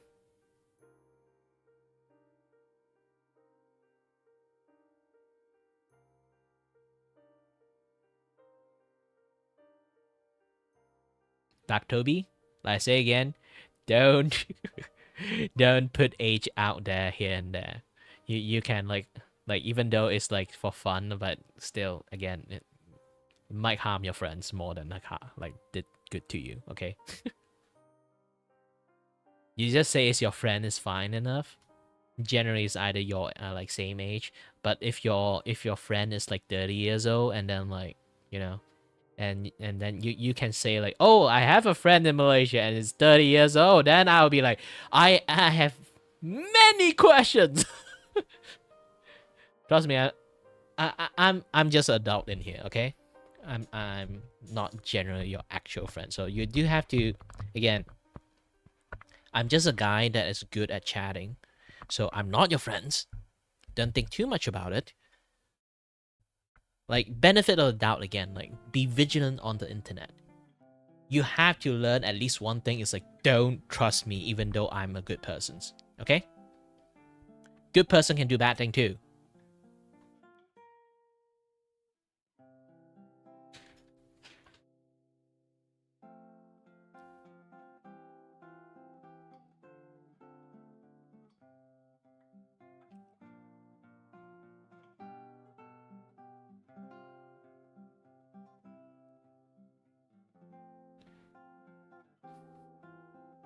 I do want to make a few videos like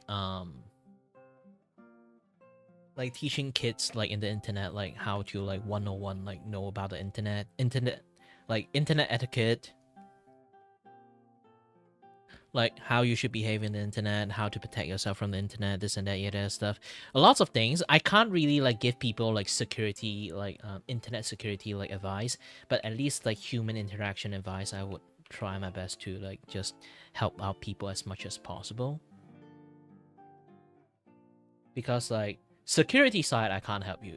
If a person want to hack you and then take all your informations, I can't protect you from that. Even I can't protect myself from that. Like, I already accept the fact that the moment I touch the internet, all my information is out there. I have zero defense.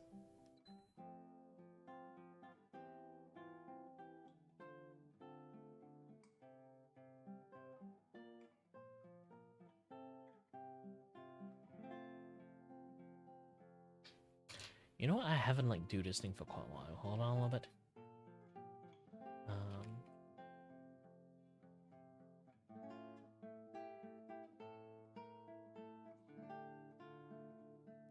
Ta-da.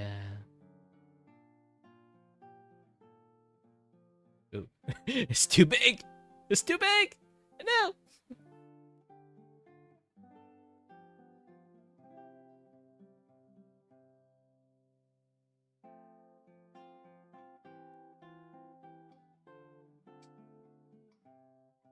Ta-da! This thing actually tracked my mouse, so like I actually do drawing on there.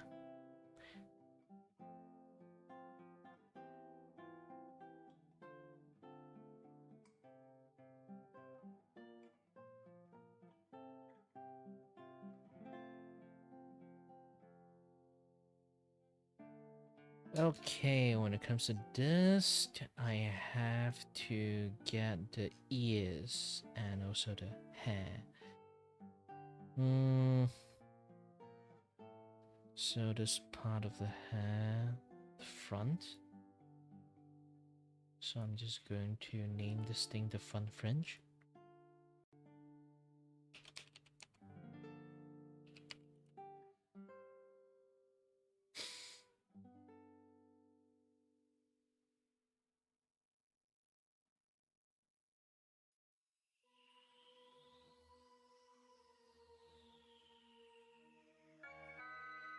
Oh, clever. But yeah.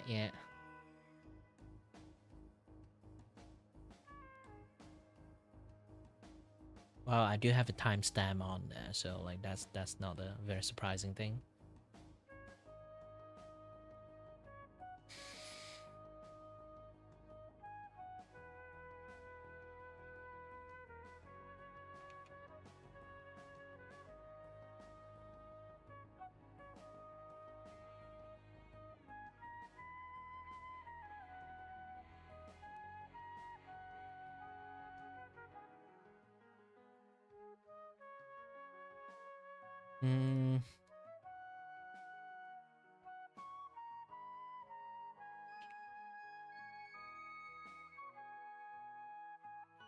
Middle.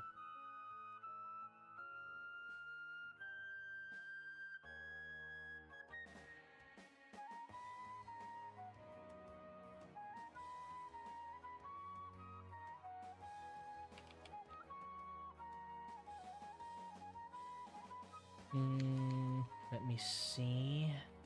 Model that I'm going to draw on is the way the fringe work, how the eyes work. Okay.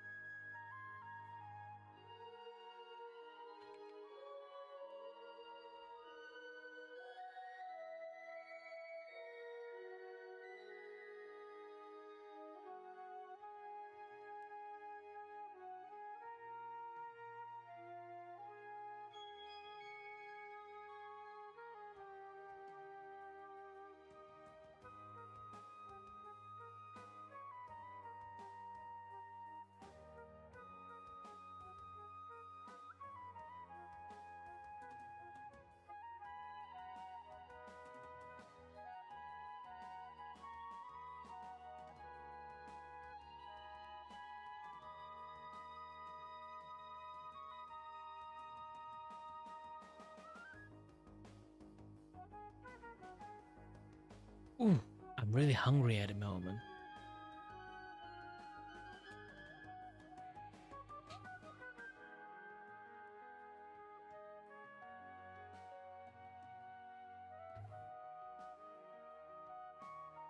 Ah, you're from Philippines.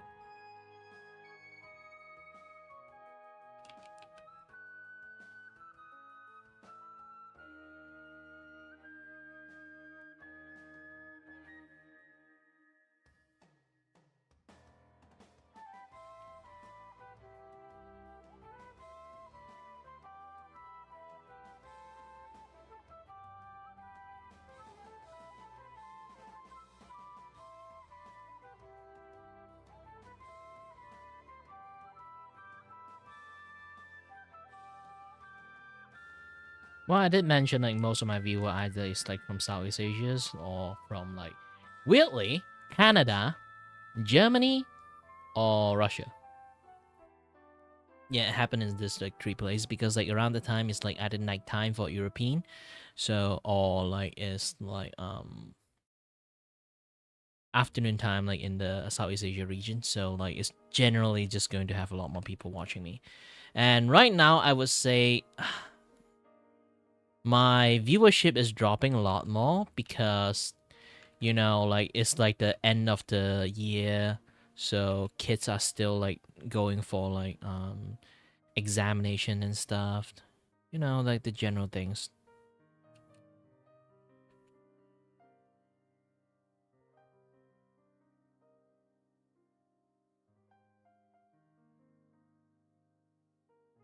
Some kids already finished examination, but I would say like my stream right now does actually don't have that much audience at the moment is because yeah, again, like everyone is like taking exam. Obviously, they can't touch the internet unless they are like super genius. Even that, I still doubt they will be able to use the internet.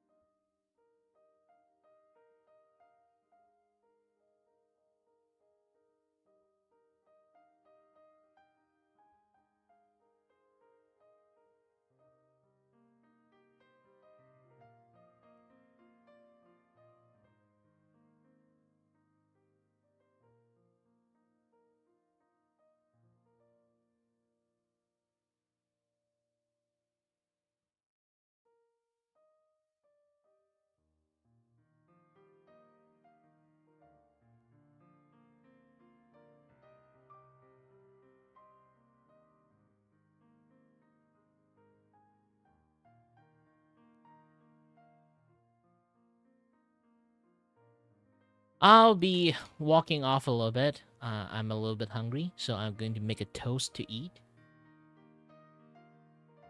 Be back soon.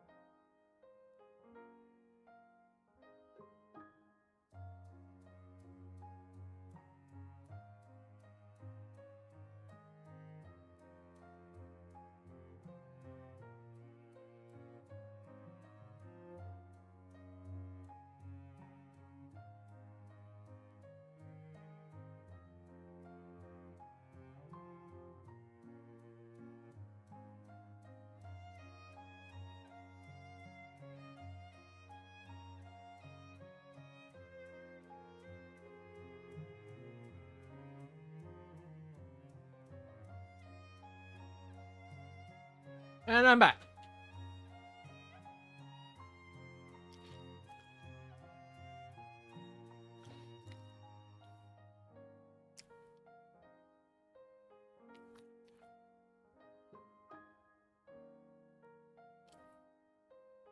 Oh yeah.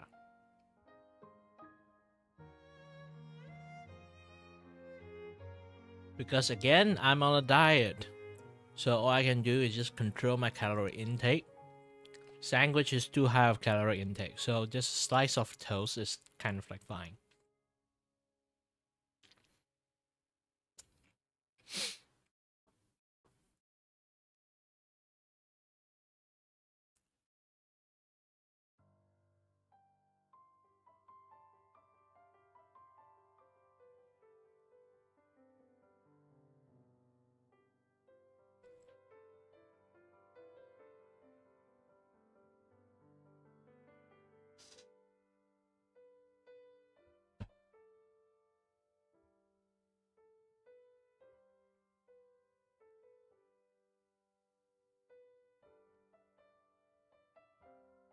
Sorry, I'm here eating. About to finish. Not now.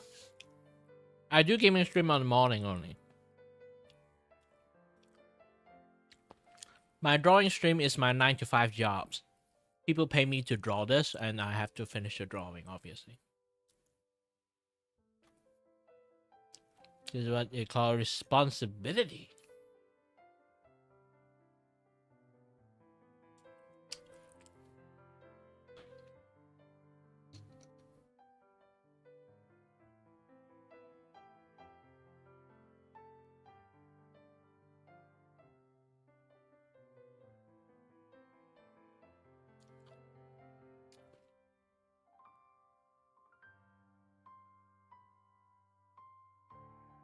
To be honest, I think I misplaced my phone in downstairs. I need to go grab it again.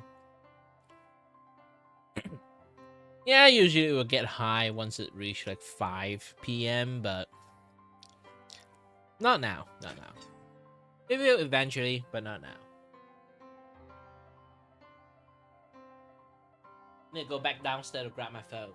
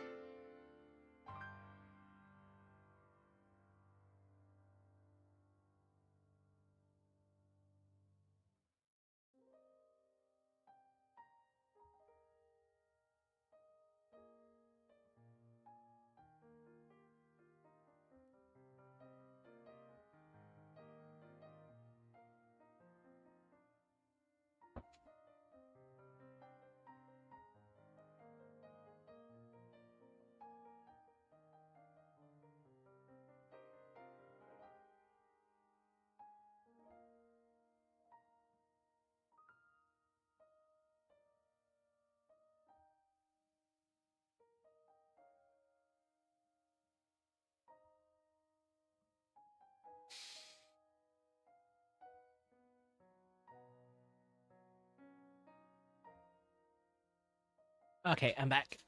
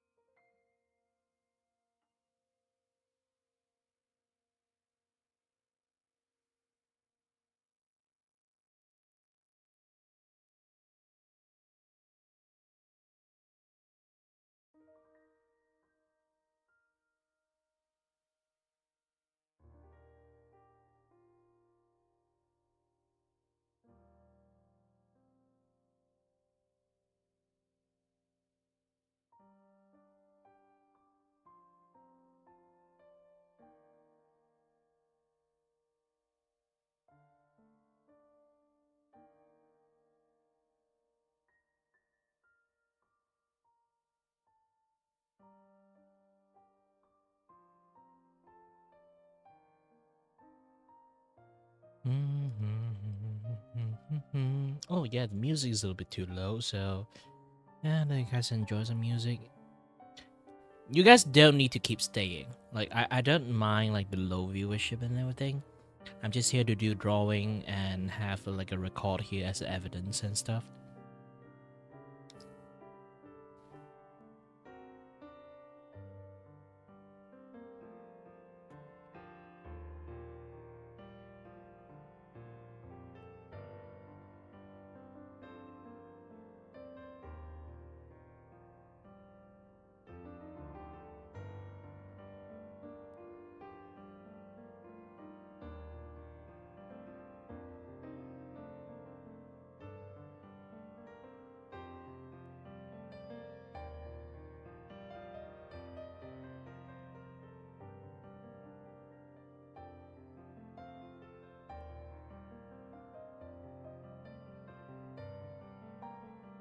Yeah, you guys can spend your time to do better stuff.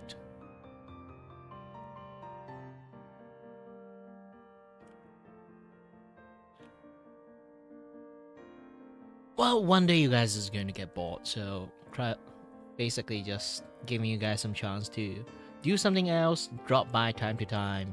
You don't have to always be here.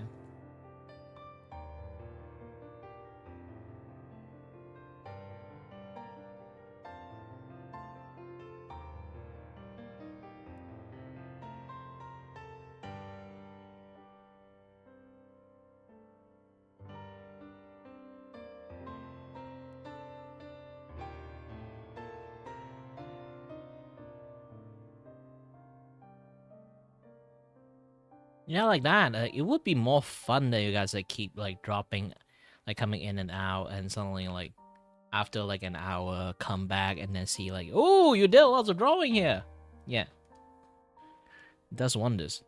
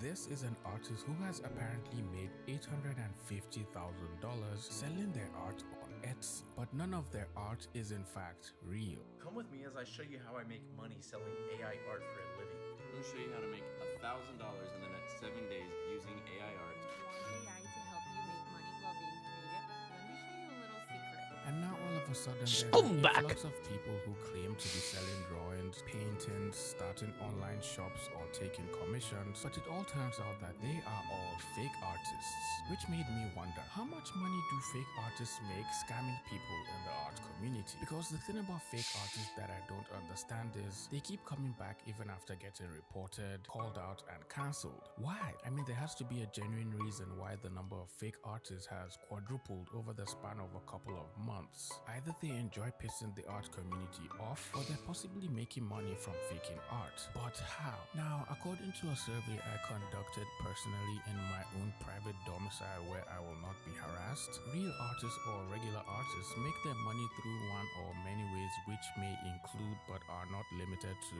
selling prints or other forms of merchandise through an online shop, creating and then selling digital products, which could be brushes, courses, ebooks, etc., taking commissions by providing value in the form of art in exchange for monetary compensation, never exposure, and also through monthly membership models like Patreon, Ko-fi, OnlyFans. Are there any artists who use OnlyFans as a membership model? Just indicate by raising your hand if you're an artist that happens to fall under that category. Selling prints and paintings through art galleries and exhibitions, becoming a silly art YouTuber like me, the list is endless. There are many different ways artists could potentially make money through their art, but fake artists have infiltrated every single one of these income streams I listed and are competing with artists trying to hijack their earnings using AI-generated images and horrible AI art. Now, if you were an unassuming person who just moved into a new house or apartment and were looking to improve your interior design skills by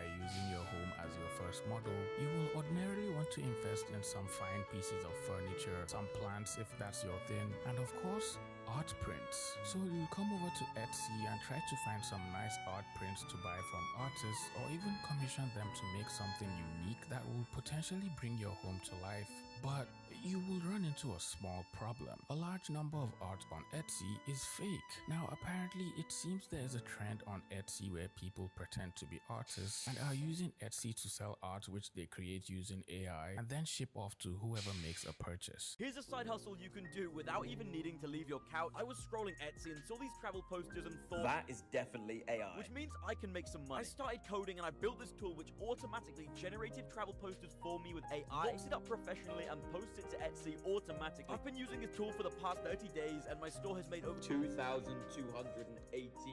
And now it pays my rent for me. If these fake artists have turned this income stream into yet another get-rich-quick scheme, calling it a side hustle and labeling it as one of the fastest ways of making thousands of dollars by selling fake art and literally scamming people who fall for it. Some of these fake artists post videos showing how they create their accounts and even reveal the techniques and programs they use to create these images, encouraging other people to follow in their footsteps and assuring them that duping people and manipulating them into paying for AI art is a legitimate way of earning a quick buck online, and these other people are sadly buying it. This person has made several videos explaining how you don't need an artistic background to make money off of AI art and teaching his audience of people how to make stores similar to his own. According to him, this is a normal ethical way of making money online and doesn't harm or affect artists in any way, because apparently people who are looking to buy art from Etsy really don't care how the art is made, since they're only looking for the cheapest and affordable art they can find. Do I need to tell buyers that it's AI generated? Here's what's genius about this. The people that are shopping on Etsy right now for art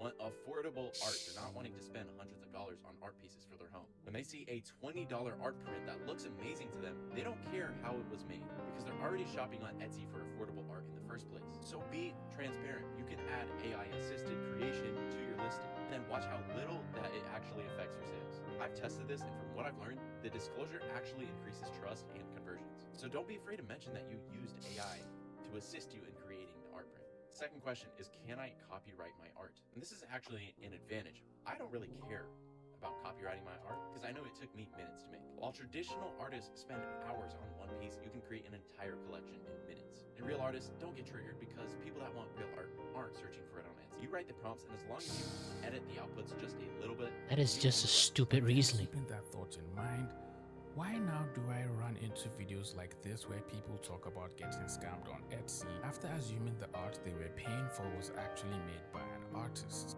I've been bloody scammed on Etsy. I ordered a digital portrait on Etsy, and I thought that I was paying an artist willing to hand make it. This is the one that I bought, but at the time I paid 26. I gave them £26. When I received my drawing, I thought that it was really cute. Like, wow, so cute. I love it.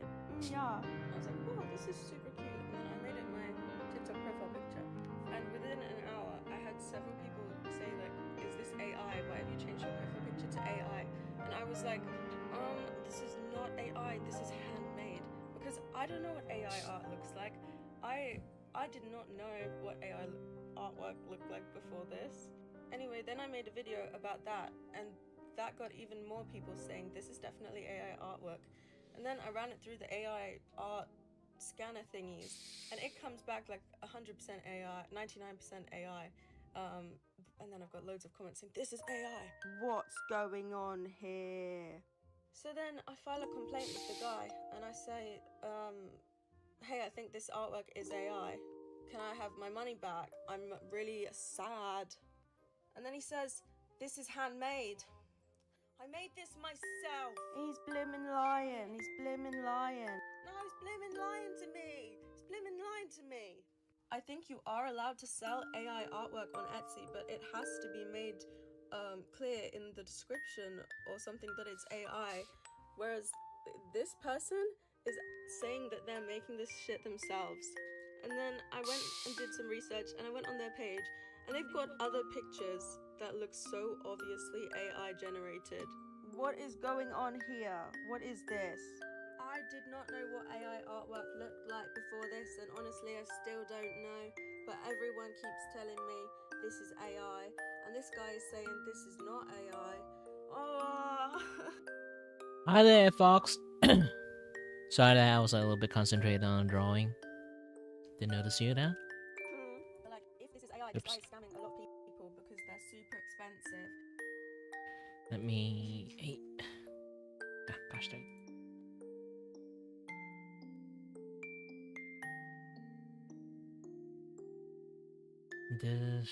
Let's start to draw the left hand. Oh, this is going to be a little bit difficult. The left hand is going to be...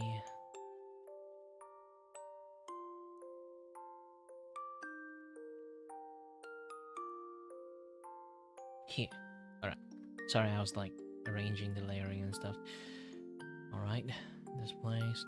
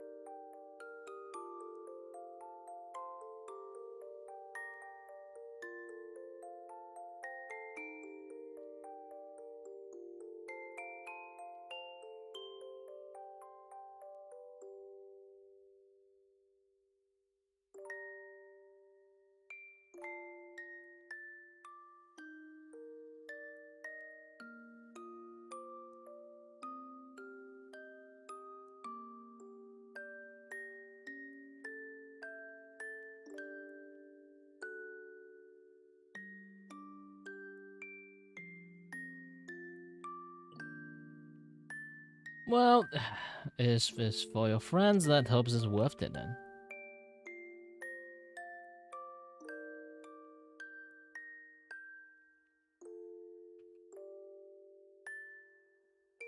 I do love to like make some art for my friends and stuff, but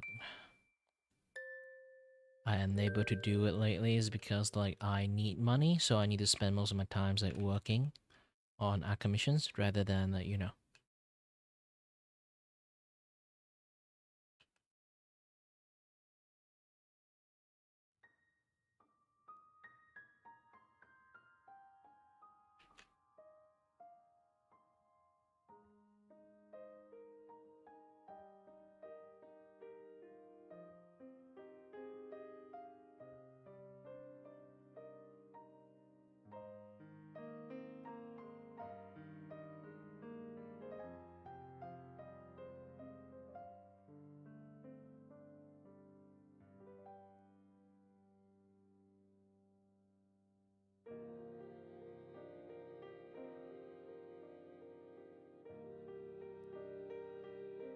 I'm a very generous man. I like to give free shit to people. But too bad, like, economy is not working well for artists these days. Especially like this particular one I'm watching right now. A lot of people actually like use AI art to like scam people in Etsy. So it just made the entire art communities like much more like difficult to like earn money from doing art anymore. And he's not stated anywhere like this is AI generated art, I'm not hand making it. In fact, he's lied. In fact, he said directly this is handmade, but I don't think it is. Do you think it is, or is it handmade and I've been really mean to him? Or is he an absolute scammer who needs to be taken off the platform because he's done this to over 1,400 people?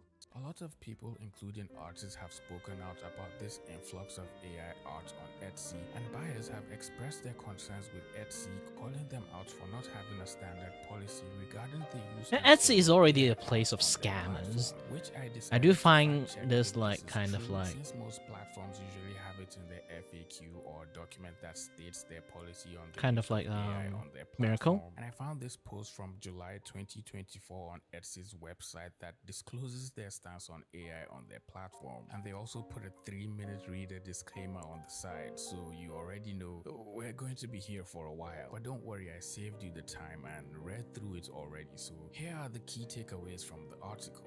Etsy doesn't give a shit. We recognize that many tools used by our sellers today, such as photo editing software, increasingly include AI capabilities that can enhance the creative process and open new artistic possibilities. When artists use these AI tools, they still make creative decisions they still make creative decisions and contributions to guide the AI. They still make creative decisions and contributions to guide the AI and carefully curate the output to produce unique finished Mudufuka. AI actually is just like nowadays so easy. You don't even have to type complex thing. You just say cat in the night suit, and then you just immediately get a cat in a night suit. You don't even have to curate it. You don't have to use your brain.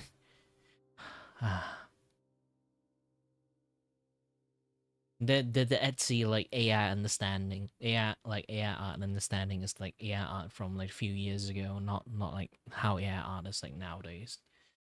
Works for sale.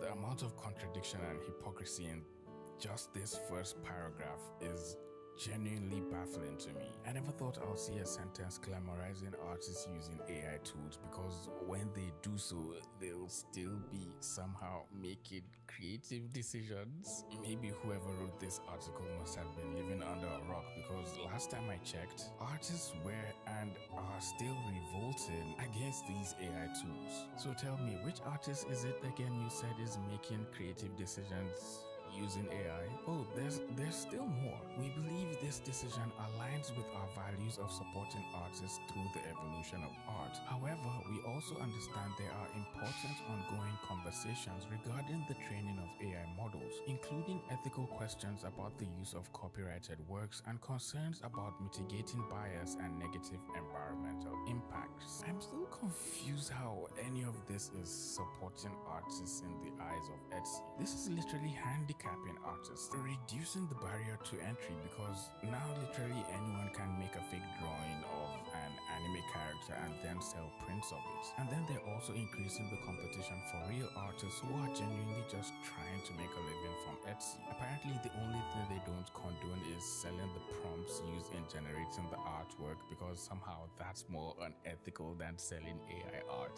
And also because selling prompts without the finished product undermines the value of the artist's creative input.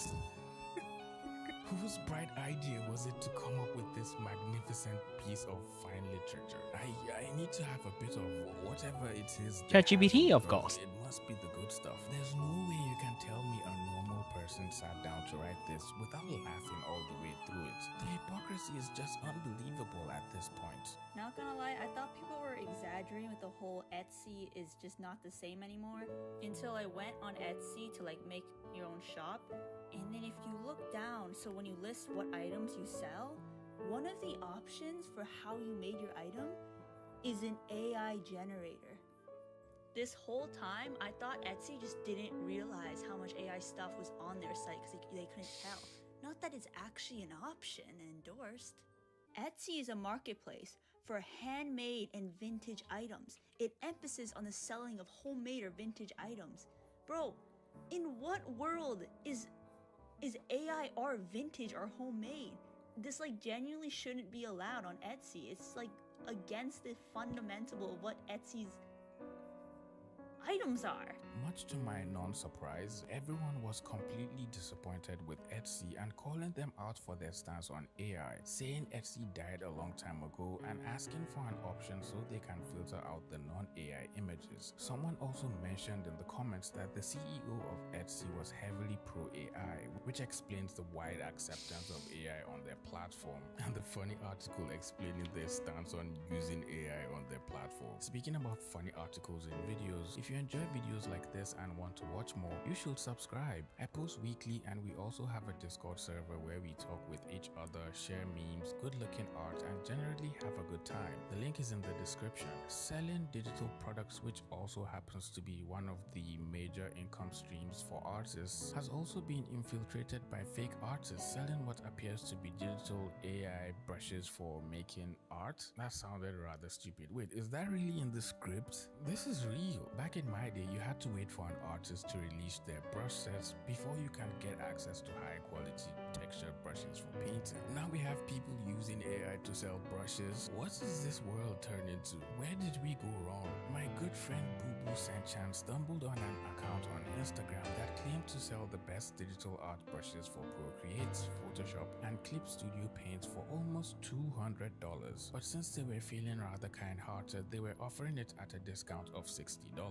Boo Sanchan also noticed the art on the cover of the brush pack looked like an AI-generated image, but for some reason they had stated no form of AI was used in their work with this no AI label on the cover. They also have several videos of them using these brushes on their Instagram account, and you can clearly tell by looking at some of the videos that quite a few, if not all of these brushes were made using AI. This brush set they have, which is of the mouth in different positions, clearly looks to have been made using AI. You can see how this has little to no line weight at all, and basically no soul in the drawing. They also seem to be drawing over AI images in some of their videos, which is just a major red flag. Now let's do some quick maths here. I know you're all artists, and the thought of doing math is one of the reasons why you ended up doing art in the first place, but stay with me here. If this person is selling their bundle of brushes for $60 and then happens to sell 6, they would have made $360.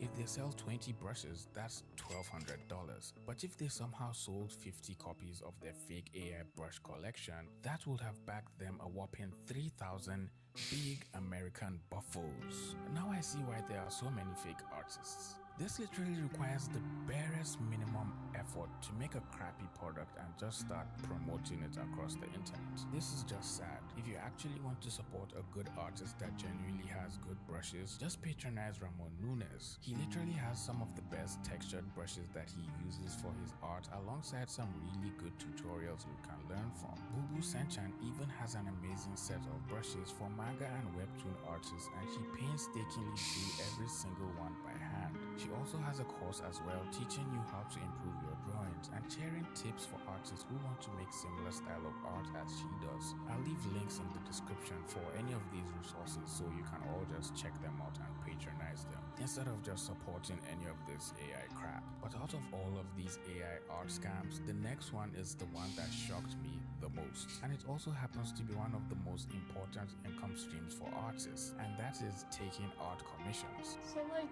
hypothetically, if you commission art and they use AI and you pay for it, what are you supposed to do? Because I commissioned art this morning. I was very, very excited, and I didn't really think much of it until I showed it to people, and literally every single person I know in real life told me, hey, this is AI, whether or not it's photo bashed and then illustrated over, or it's just straight up AI. And then they showed me other images by the artist, and they were like, hey, this is AI. They have different art styles, and I don't know what to do. I'm not confrontational, so I don't want to ask for my money back, but at the same time, I feel like I wouldn't have commissioned it if I knew that was going to be the case. I don't know what to do. I'm just sad. This is just genuinely sad and annoying at the same time. Paying an artist for a commission only for them to send you an image that looks like AI without your knowledge at all is probably the worst feeling ever. The commissioner basically trusted you to deliver a drawing you made with your own hands based off of what they saw in your portfolio, and you basically betrayed their trust, especially when the person genuinely supports you and really doesn't know about art and can't tell the difference between real art and AI art. Isn't the right thing to do just telling them that you use AI to make art so they should know what they're expecting from you? Or at least put a disclaimer somewhere that states that your drawings are made with AI, instead of parading yourself as a regular artist just manipulating people and scamming them of their hard-earned pennies. Apparently, the fake artist took 8 days to make the image, and the commission ended up costing over $100. Everyone felt sorry for the commissioner and advised them to seek a refund since they couldn't use the image and no longer had any need for it. There's no way this thing can be real, because if so, I swear to God. So this person is happy to announce that they are opening their commissions as a talented AI artist. First of all, that just says it all for me. How is one talented at AI? That's like me saying I'm a talented chef because I ordered a burger with extra pickles at McDonald's. That is not how it works. And then their prices start at 100. Starting at 100 for someone to just write a prompt in. Like, dude, that is insane. Like, I'm an artist myself, and I'm just gonna show you a little breakdown of how I do commissions. So, someone recently commissioned me to make themselves as a rubber duck kit. Like, this didn't take me too long. It took me about 2 hours. I work at like 20 per hour. So yeah, you're able to do the math pretty simply from there. So just to help visualize that, this is something I've spent about 5 hours on. And yeah, guess what? It's still far from being done, but like this is about 5 hours worth of actual work. So if you're telling me like a prompt is about like equivalent to like this much effort, like I'm sorry, your opinion does not mean anything to me. Then there's just like the level of skill issue to have someone else do AI art for you. Like I'm sorry, do you need someone else to help you swallow, help you breathe, like just help you with basic functions? Like, good God. This AI for commission scam is even more rampant on TikTok and Twitter, and a lot of people fall for this scam because for the most part they had no idea. To be honest, here's the thing. And thought the artists were. I personally don't hate AI, but the problem is the scumbag who use the AI I have the problem with. Like like again, AI is fine. AI bro, no. Was actually making drawings and only find out it's AI when they share the commissioned drawing, and then people start pointing out elements in the drawing a normal artist will see because, well, we make our own art, obviously. So it's pretty easy to notice little things in the drawing that are clearly not mistakes and just make it obvious that the drawing is in fact made with AI. Some fake artists even go as far as making AI commissions where they quote-unquote engineer a prompt for the buyer, giving them 4 custom images. I can't even make this up. This is absolutely ridiculous. Not only do you not know how to draw, you also don't know how to type in a bunch of words describing what you want the drawing to look like. If you're a commissioner looking to hire an artist to make some drawings for you, but you don't know if their art is AI or not, a simple way to find out is to go through the comments of their previous drawings and see if people are calling them out for using AI in their work, and then look at what type of response the artist is giving them. If the artist responds with a time lapse or speed paint of them making the drawing, then I believe you're in the clear. But if there's no evidence to back up the artist's claims or any proof of them drawing at all, then there's a high chance that account is possibly a fake artist using AI to make art. Another trick is to just get another artist to look at their art for you if they're your friends, which could also be really annoying, because why do you have artist friends if you're not willing to commission them to make art for you? Some artists on TikTok found this AI commissioning scam really annoying and started taking it on themselves to commission real artists, and in their own way give back to the community of artists they love and try to support them with the little they can. But the biggest fake artist scam, which somehow continuously makes them money, happens in the not safe for work community on Twitter and Patreon. These so-called fake artists create accounts on Twitter where they share fan art of popular anime characters drawn in typical not safe for work fashion. I would expect you to already know what that looks like, since I can't show you without getting my video flagged down by YouTube. These fake artists post these lewd drawings on Twitter, gradually building an audience of similar-minded individuals with an interest in that type of art. And then they create a monthly membership model on either Patreon, Ko-fi, or other similar platforms, where they create more selfless art for their audience behind a paywall. And you can see here they manage to have hundreds of people who join and become paid members, paying anywhere between $3 to $10 per month. Some of these fake artists grow their subscriptions to reach thousands of paid members, making them thousands of dollars without ever lifting their finger to make a single drawing. Now, I wouldn't really consider this one a scam, since most of them specifically label their accounts as AI generated art, so people who decide to join their memberships already know what they're getting into. But it's still just so funny to see how much these fake artists are making with AI generated art. I don't know, we live in such an interesting time where we have a bunch of artists literally begging and looking for commissions to help their family and just put food on the table. And on the other hand, we have people pulling scams and getting paid for it. I just thought it would be interesting to make this video and dive into this fake artist epidemic and see what even motivates them to get into this line of work. And I don't know, maybe just stop scamming people, maybe. But if you think this was unbelievable, check out this AI artist who's mad at other AI artists for stealing his prompts and making him lose millions of dollars. Interesting times we live in. If you enjoyed this video and want to watch more like this, click any of the two that will pop up on your screen after I'm done talking. I'm Mohammed, and I'll see all you pretty penguins in the next video. Bye.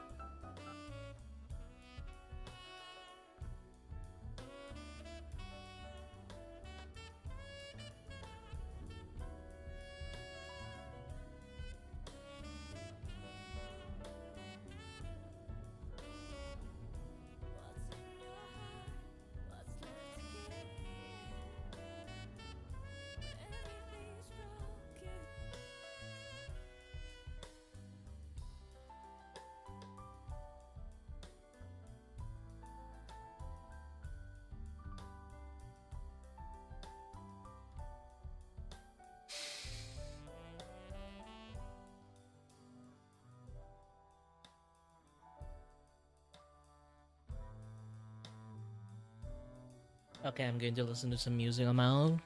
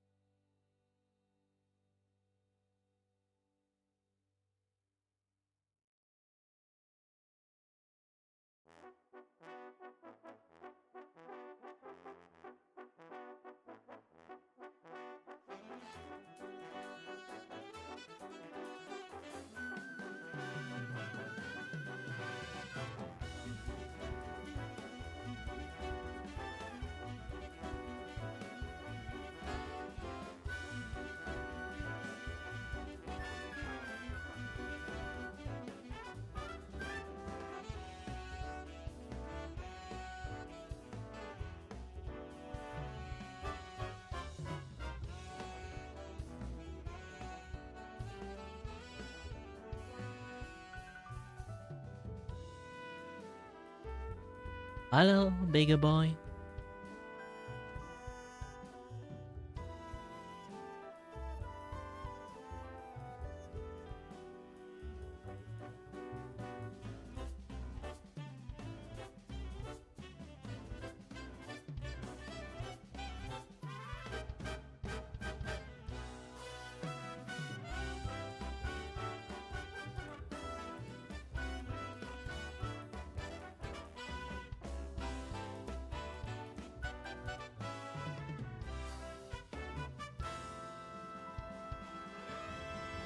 Tuna? No. I guess I guessed it wrong because I see the cat profile. Now read your name. I know definitely 100% sure what your favorite food is. Donut.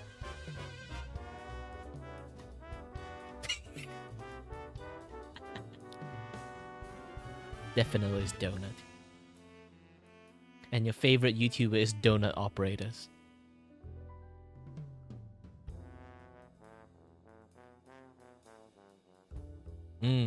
I nailed it right. I'm such a good guesser.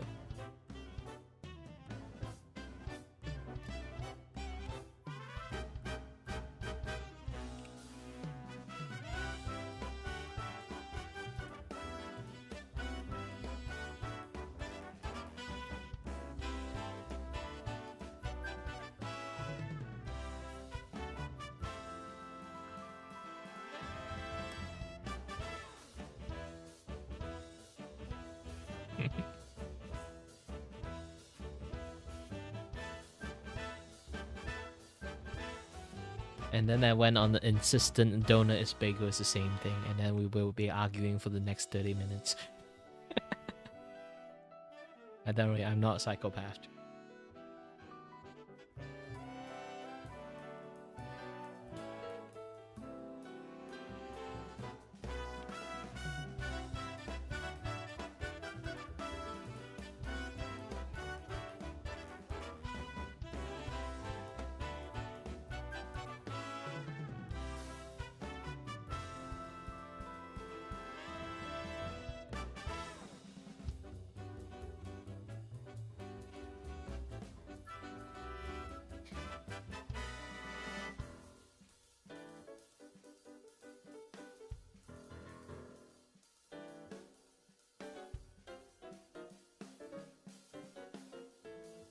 You don't know, Donut Operator is actually a YouTuber. It's quite famous too, from what I remember. Or he fell off, I didn't know. Who knows? Times changed a lot for a lot of people. Hi there, Talk Official.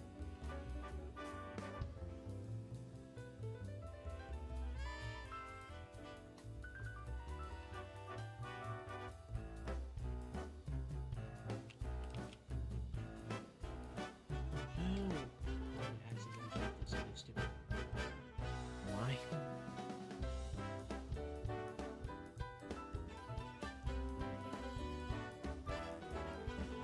Okay, now I have to cover this thing up and then use this thing.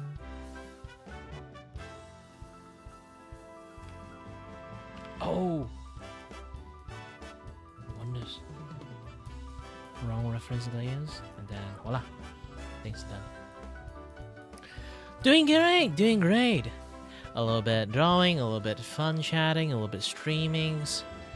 The reason I kind of like streams and like draw in the same times is kind of like trying to give myself like evidence, so no people can claim that I kind of like copy other people, this and that and stuff. It's a headache when it comes to this kind of like drawing scenes.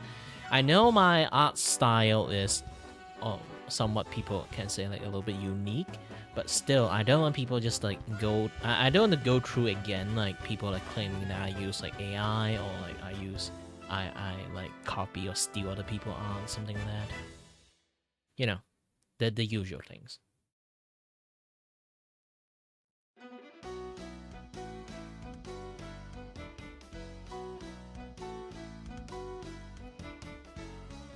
Yeah, doing safe. I'm just showing you something.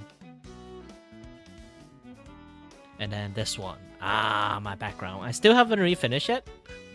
I'm trying to like animate this thing, like it's a coming soon screen in the futures that people can actually see it.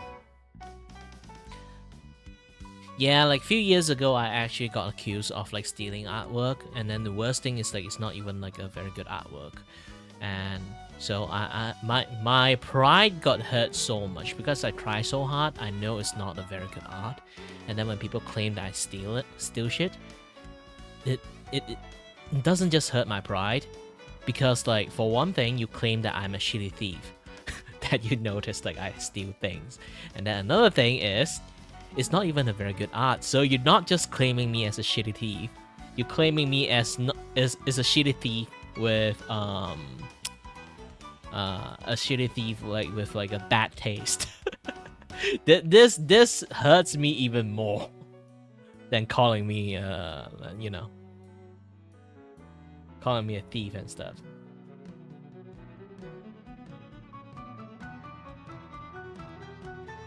But yeah, times change.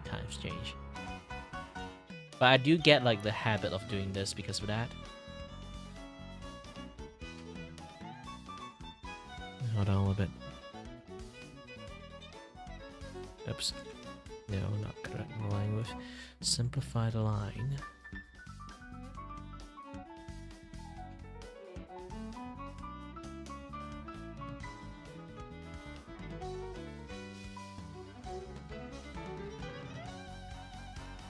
Okay, good.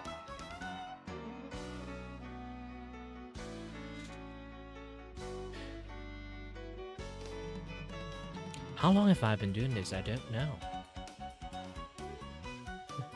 You mean like specific artwork that I did so far, or like how long I've been drawing?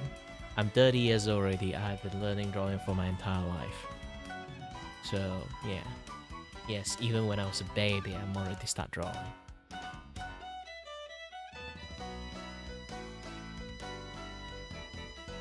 Using power of macaron. Obviously, I never did a macaron art, but yeah, crayon.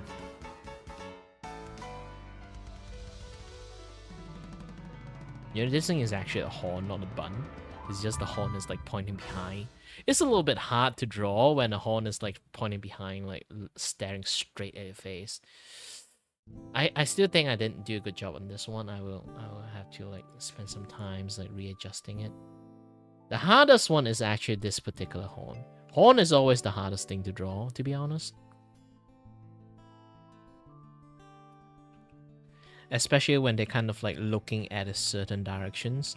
It makes things like even harder to do it.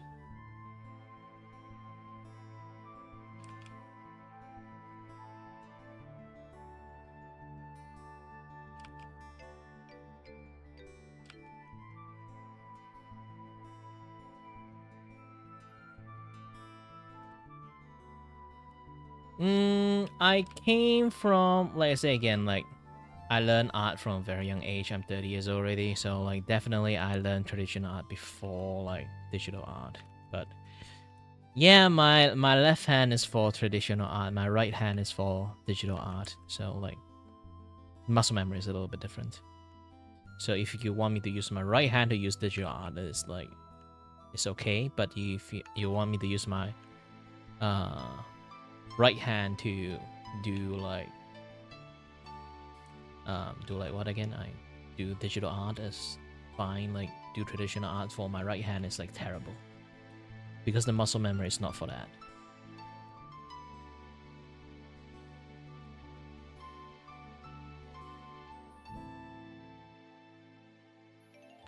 Yeah, I'm 30 years old.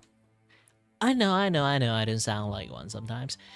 Here's the thing, like when I'm a Malaysian, so I'm multilingual. Different language I speak, I have different pitch. So when I speak Mandarin, Chinese, like I actually like have like a much more higher pitch. So I brought that higher pitch into my English. In reality, my English doesn't sound like this.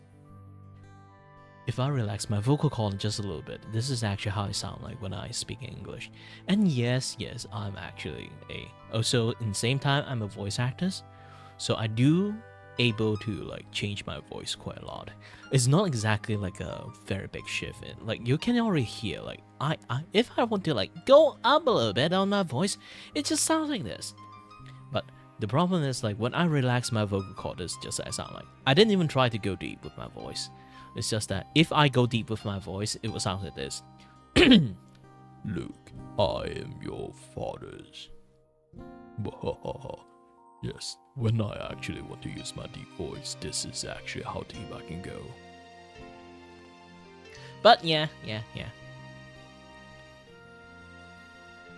Other than that, I can try to harm my voice just to do a old man voice. Guys, no, I'm just out of breath, old man. Well, for some people it sounds like a dying old man, but no, it's not a dying old man. How can a dying old man be such energetic? And no, I'm not Voldemort. The boy who lives has come to play the Magic of the Gathering card.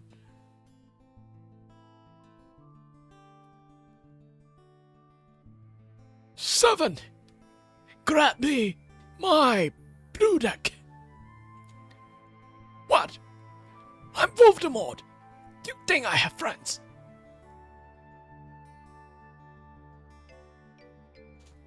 Well, definitely I do sound like anime characters, but I also can sound cartoon. Uh-huh!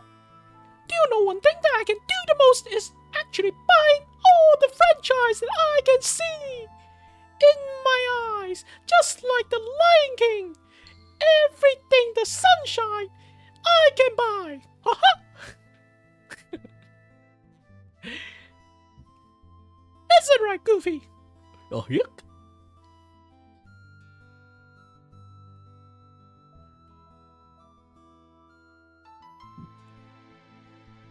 I can't actually do a Goofy voice.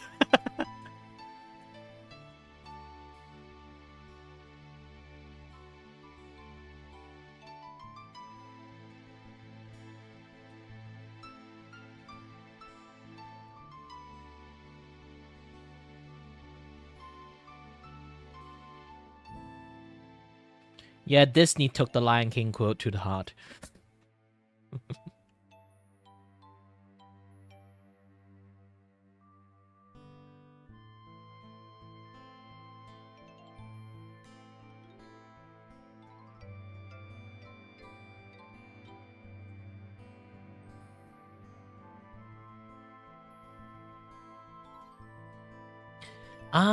No, I'm not a Japanese. I'm a Malaysian, which also is a Malaysian Chinese. And actually, there is a lot of people mistook that I'm Japanese back then, and I was when I'm in like universities, because I have a Snow White skin, and I almost never speak Mandarin or Cantonese. So people just mistook that maybe I'm just like Japanese foreign exchange student. But the moment when I speak Chinese, they kind of like they'll be like, "Oh, you can speak Chinese? Yes. What do you think I am? Japanese? Yeah. Wait, what?"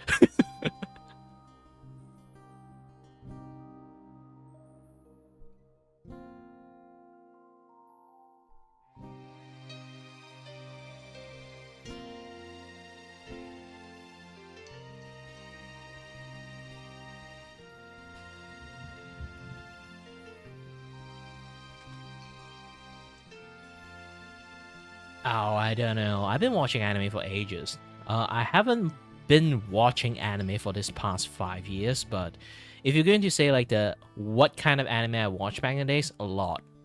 Gintama, like the one that with the mermaid one. Basically a lot of like rom-com, comedy like animes. And then there's like Love Ueki, Fairy Tail, like all those older anime. I even watched Yu Yu Hakusho. The only old anime I didn't watch like around my age is Sailor Moon actually. Like all my friends like watched Sailor Moon before, aside me. I don't know why. It's not like don't like those kind of things. It's more like I don't know. Like there's like so many things to watch like around my time. It's like the Gun X Blade. Gun X Sword or again Gun X Blade again, I kind of forgot. There's so many Sayuki, is Sayuri or Sayuki, I forgot. And then there's like Bleach, Naruto, like those kind of like, you know, many anime. And obviously, Oran High School Host Club. Back in the days, I even watched Magicano when I was a kid. I feel like I should be watching it when I was a kid. And Lucky Star, all those kind of like anime. I watch almost everything. I'm knee deep into anime cultures back in the days. Like, not knee deep, body deep, neck deep. How old you are? Let me guess. 23.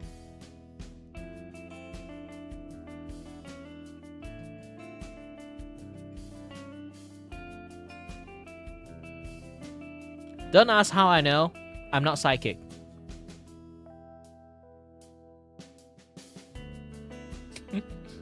Oh, it's not. Usually I can nail it in one go. Don't tell me you are actually 45.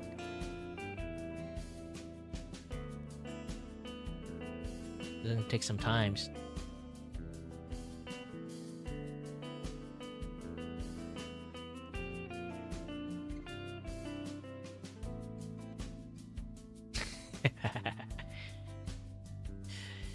Well, I just playing around with my years of deductions.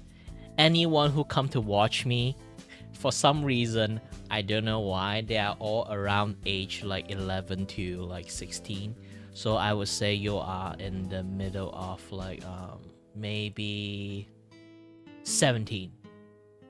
Either that or like 16. Wait. I guess it can be close to 15.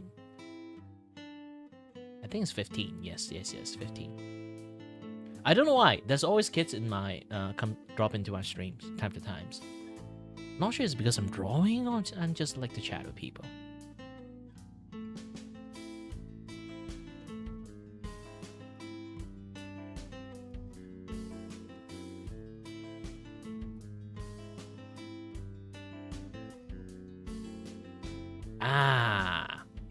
Then don't have to say too much. Like, it's my policy, you know, not to expose the younger side of the kid's age. Because, you know, predator exists. Like, even though I'm a swell guy, like, you know, I don't know, like, in my chat or someone else that can, like, see it and then they're planning some things out or not. Internet is a very dangerous place. Anything below 15, I cannot say. Or, like, you should also announce your age when you were, like, below 15 already. Like, it's kind of like my personal policy, especially when they want to become like a streamers. I would say like, you can, but it's best that you do part-time jobs, know the outside world enough that you can earn enough money to buy your own phone numbers, and then you can stream. Then I can give you like that is my requirement for kids that want to stream. Like, that is like the at least bare minimum they have to like do. Like, those kind of stuff.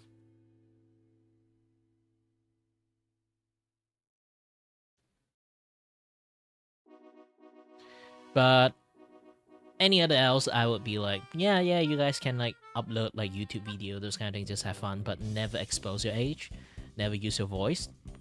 To be honest, just never use your voice. People can hear it. Like, no matter how much you can actually add on your voice and then like deepen your voice, I can tell you one thing for sure is actually we can hear patterns. Okay, like the way you will speak, no matter how much you pretend, we can actually get the hint that you're not an adult, because adult have adult talk. No matter how much you try to mimic an adult, we can hear it. So never really like try to expose yourselves too much to the internet, and be vigilant too. This is every single time a kids come into my stream, I will always tell them, be vigilant, don't show your age, don't tell people your age.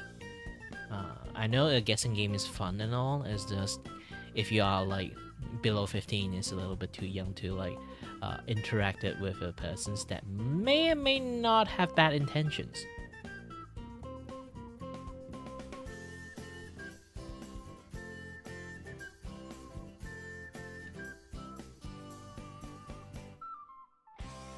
I've seen way too much cases about those kind of stuff.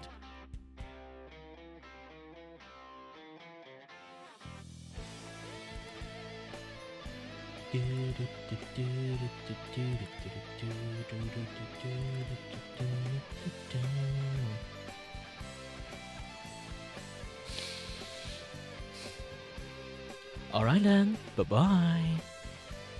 While that, let me continue watching YouTube video while running.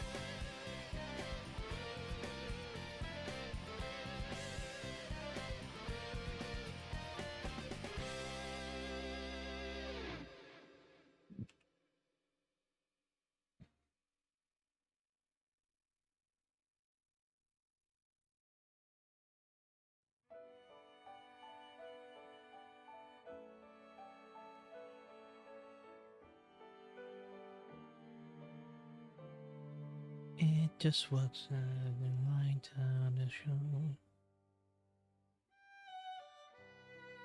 It just works, it just works.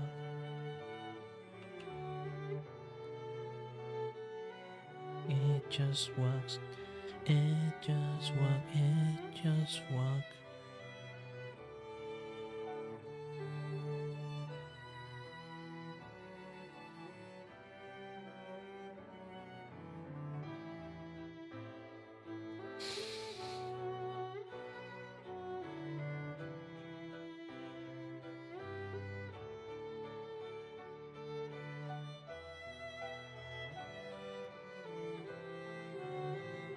How to draw helmet?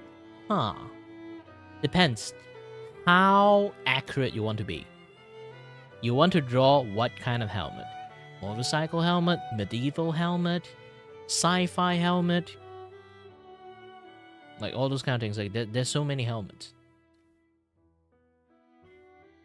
Crusader helmet, well, if you want to specify on the Crusader one, there's always the easiest one. Just draw cylinders and then cross on top is kind of like you can see.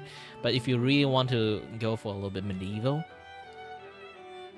really depends. Always have a round circle, okay? And then that round circle, you just... Now remember, they aren't... Like, you have to know like where the face is, okay?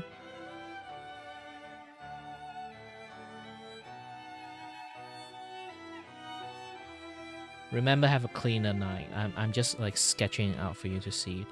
So remember, if it's a Crusader, there's always like a symbolize of cross in there. And they are like a piece of metal outside. So when you finish draw the base of the metal, draw another piece of metal outside and then like have this thing on in here. And then you got this. Okay, and if you know something called rivet, it's like a nail. That nail on top into like this thing. Like you can't really like see like all the nail from here. You just draw two nail here instead. And then in this cross, okay, this cross, you add a slit. It's like a view visor for like the Crusaders to see. Okay, and then like this thing. Oh, also remember, because of like you don't want to let your cross look like an Antichrist cross. Remember, like shorten like the top one. The top one always need to be shorter than the bottom one, else it look like the instead of saying that you're the Crusader, you are the Antichrist Crusaders.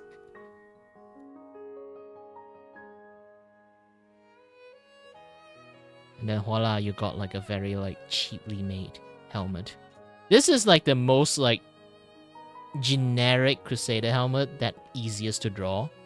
Obviously, there's like so many other helmet exist in the world. all you need to do is a little bit like more understanding of how a head works. Okay, so imagine I draw a head right now in here. I'm going to draw like a helmet around it. So imagine there's like a helmet base here. Okay, like try to draw like the what again, your receding hairline.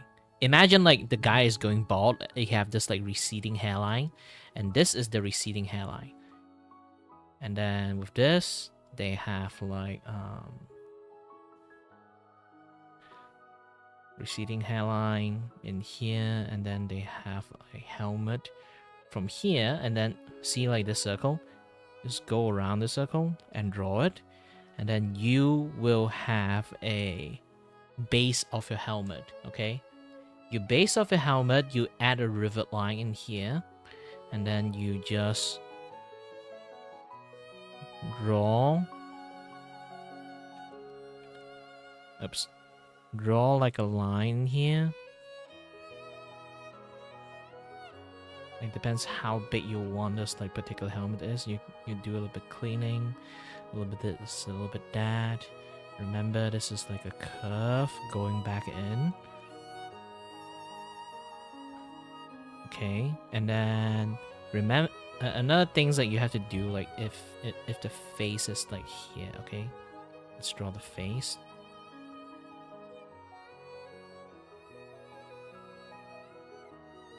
Imagine like this is the face of the person's.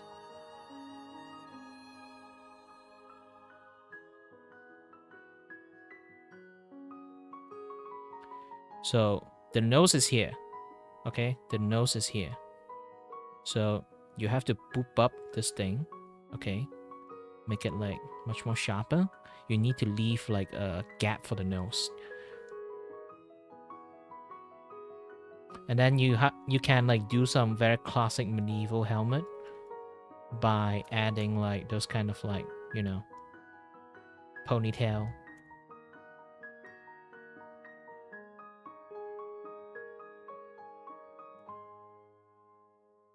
Voila. And then you got it. And remember, if you want to draw armor, there's like this part. That's like different type of armor for different thing. You just have to know like what to draw. You can draw like the big burly like pauldron, or like something like something simple.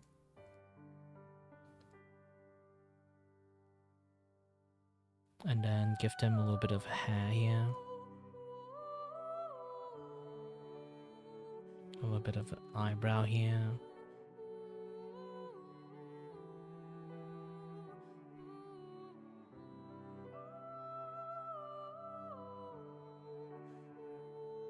Give them a little bit chiseled jawline.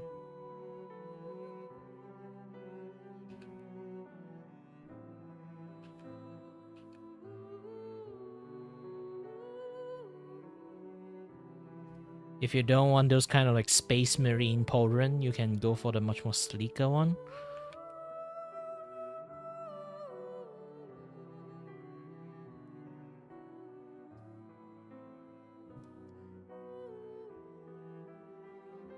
One big, one small. Just go for something like this. Like having like a different pauldron actually does give itself aesthetic. Like those kind of things. And then you can clip like a cape behind it, bellowing or something. Like you can do quite lots of things. You don't have to save this as a default and stuff. Like that's like again like many different way to kind of like draw stuff. Like sometimes you don't have to like draw like a very like fit helmet. You can draw like those kind of like very. This is more like understanding. You can go and go Google and find a lot of like medieval helmet. You would be able to like find like many like different type of medieval helmet. Personally, I really like medieval armor, so I kind of like have a lot of like study on like medieval like helmet stuff. That's like people wearing a chainmail, so like the metal doesn't like clang onto the head and stuff. So you add a pointy spike in here, you know. And this thing is a metal, so you have to like add a little bit of like those kind of metal rich out there. And then the person's like have a face in here.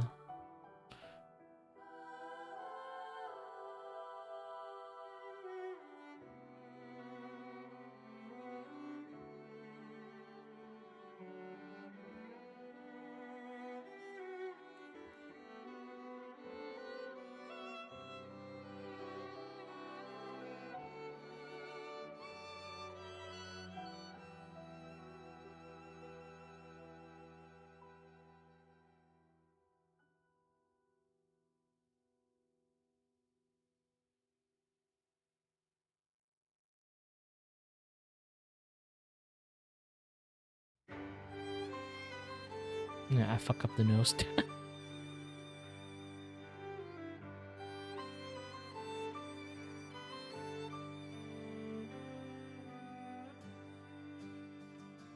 Too low. Kind of. It's been ages I draw actual nose, so like it's gonna take some time for me to actually being able to draw one.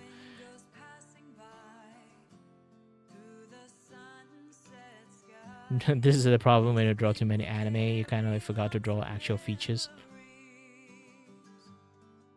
I'm drawing on Clip Studio Paint. Never Adobe. I don't like Adobe.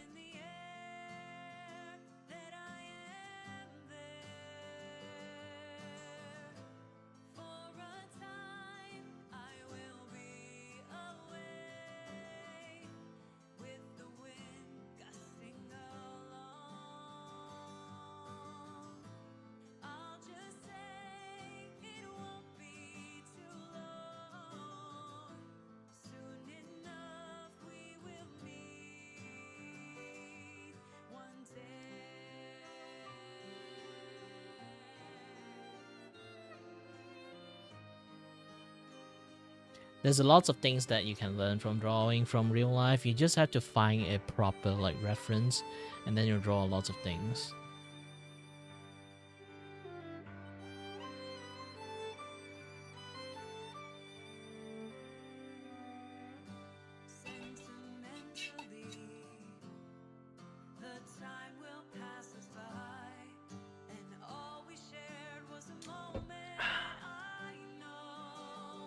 Remember to hydrate, guys. Alright, back to work.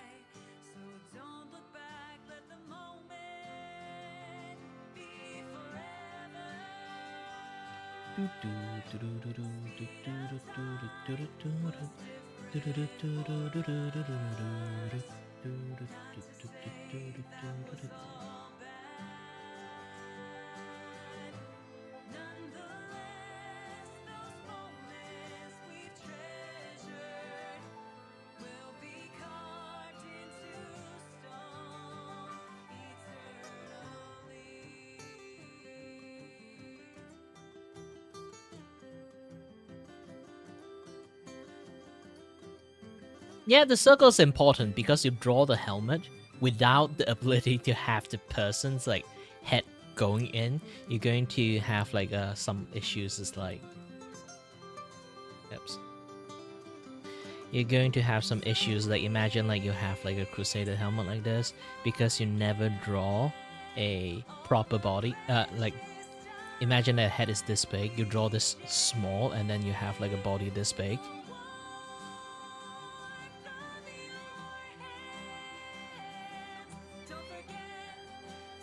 Like, unless you draw a gosh dang space marine, it's not going to be like a very proper drawing. So remember to like have like this is like still normal size, to be honest. Like imagine like you have like a head like this, and then like tiny head and big body. Like this is not a mech, unless you really want to draw like a robot that have like small head and then wearing a Crusader armor. Then it's fine. But if you want to go for slight realism in there, just slight, just make the like helmet fit to the head. At least the skull be able to accommodate. Like I have this drawing. Hold on a bit. Like sometimes if you want to add textures to the drawing, let me show you this one thing that I did. Special event. Yes, this one. Okay. This is a drawing I did last month. There you can see this one is like a Spartan helmet. I actually did mistake here. You can see like this helmet from this nose. Like at the end you kind of like still kind of like look good, but the problem is if you actually look closely, okay? If you look closely, if the nose is here, okay?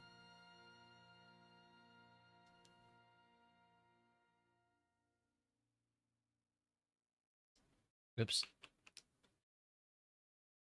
Okay, if the nose is here, the frill thingy should be starting from this point, not from this point. It kind of like go into like the wrong direction here. And as for coloring, you kind of like can somewhat just randomly do some colors. You see, I'm just randomly plot some colors, but when you zoom it out, it looks like actual helmet.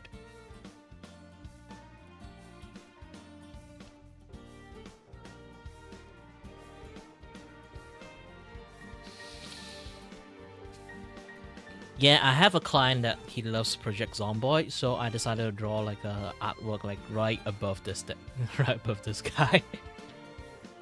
See?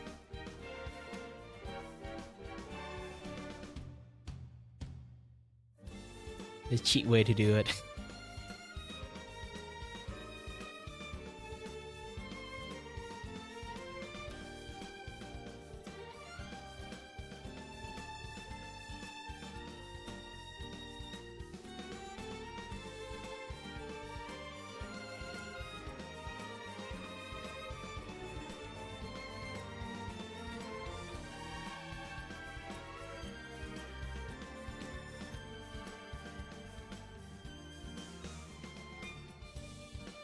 Alright then. Bye-bye.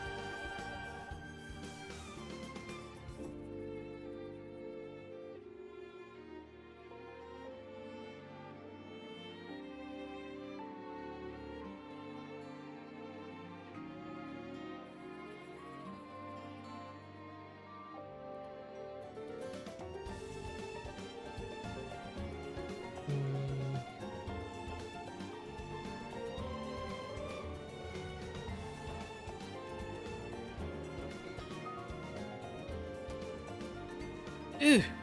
So many things still have to do.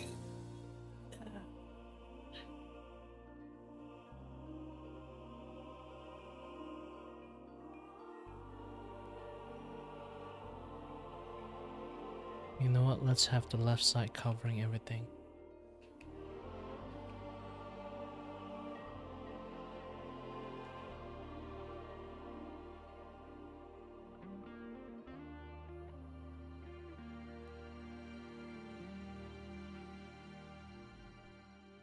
Yeah, each cover half of it. Should be fine.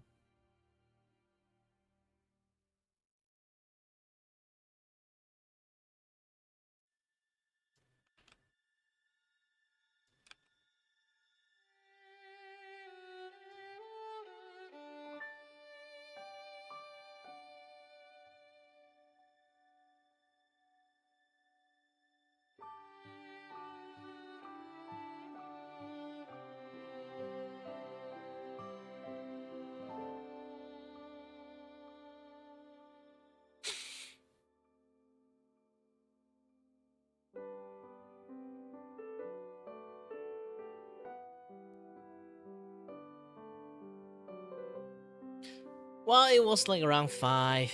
I need to like take a break in between, so I'll be stopping stream. And when I got like some free times, then I will like I will actually like you know, normally do more of my works and stuff. Either way, I have done enough thing online. I shall take a break and then later on do something offline, like do this thing offline. And yeah, guys, as always, stay healthy, stay safe. Until next time, stay tuned on the next stream. Bye bye.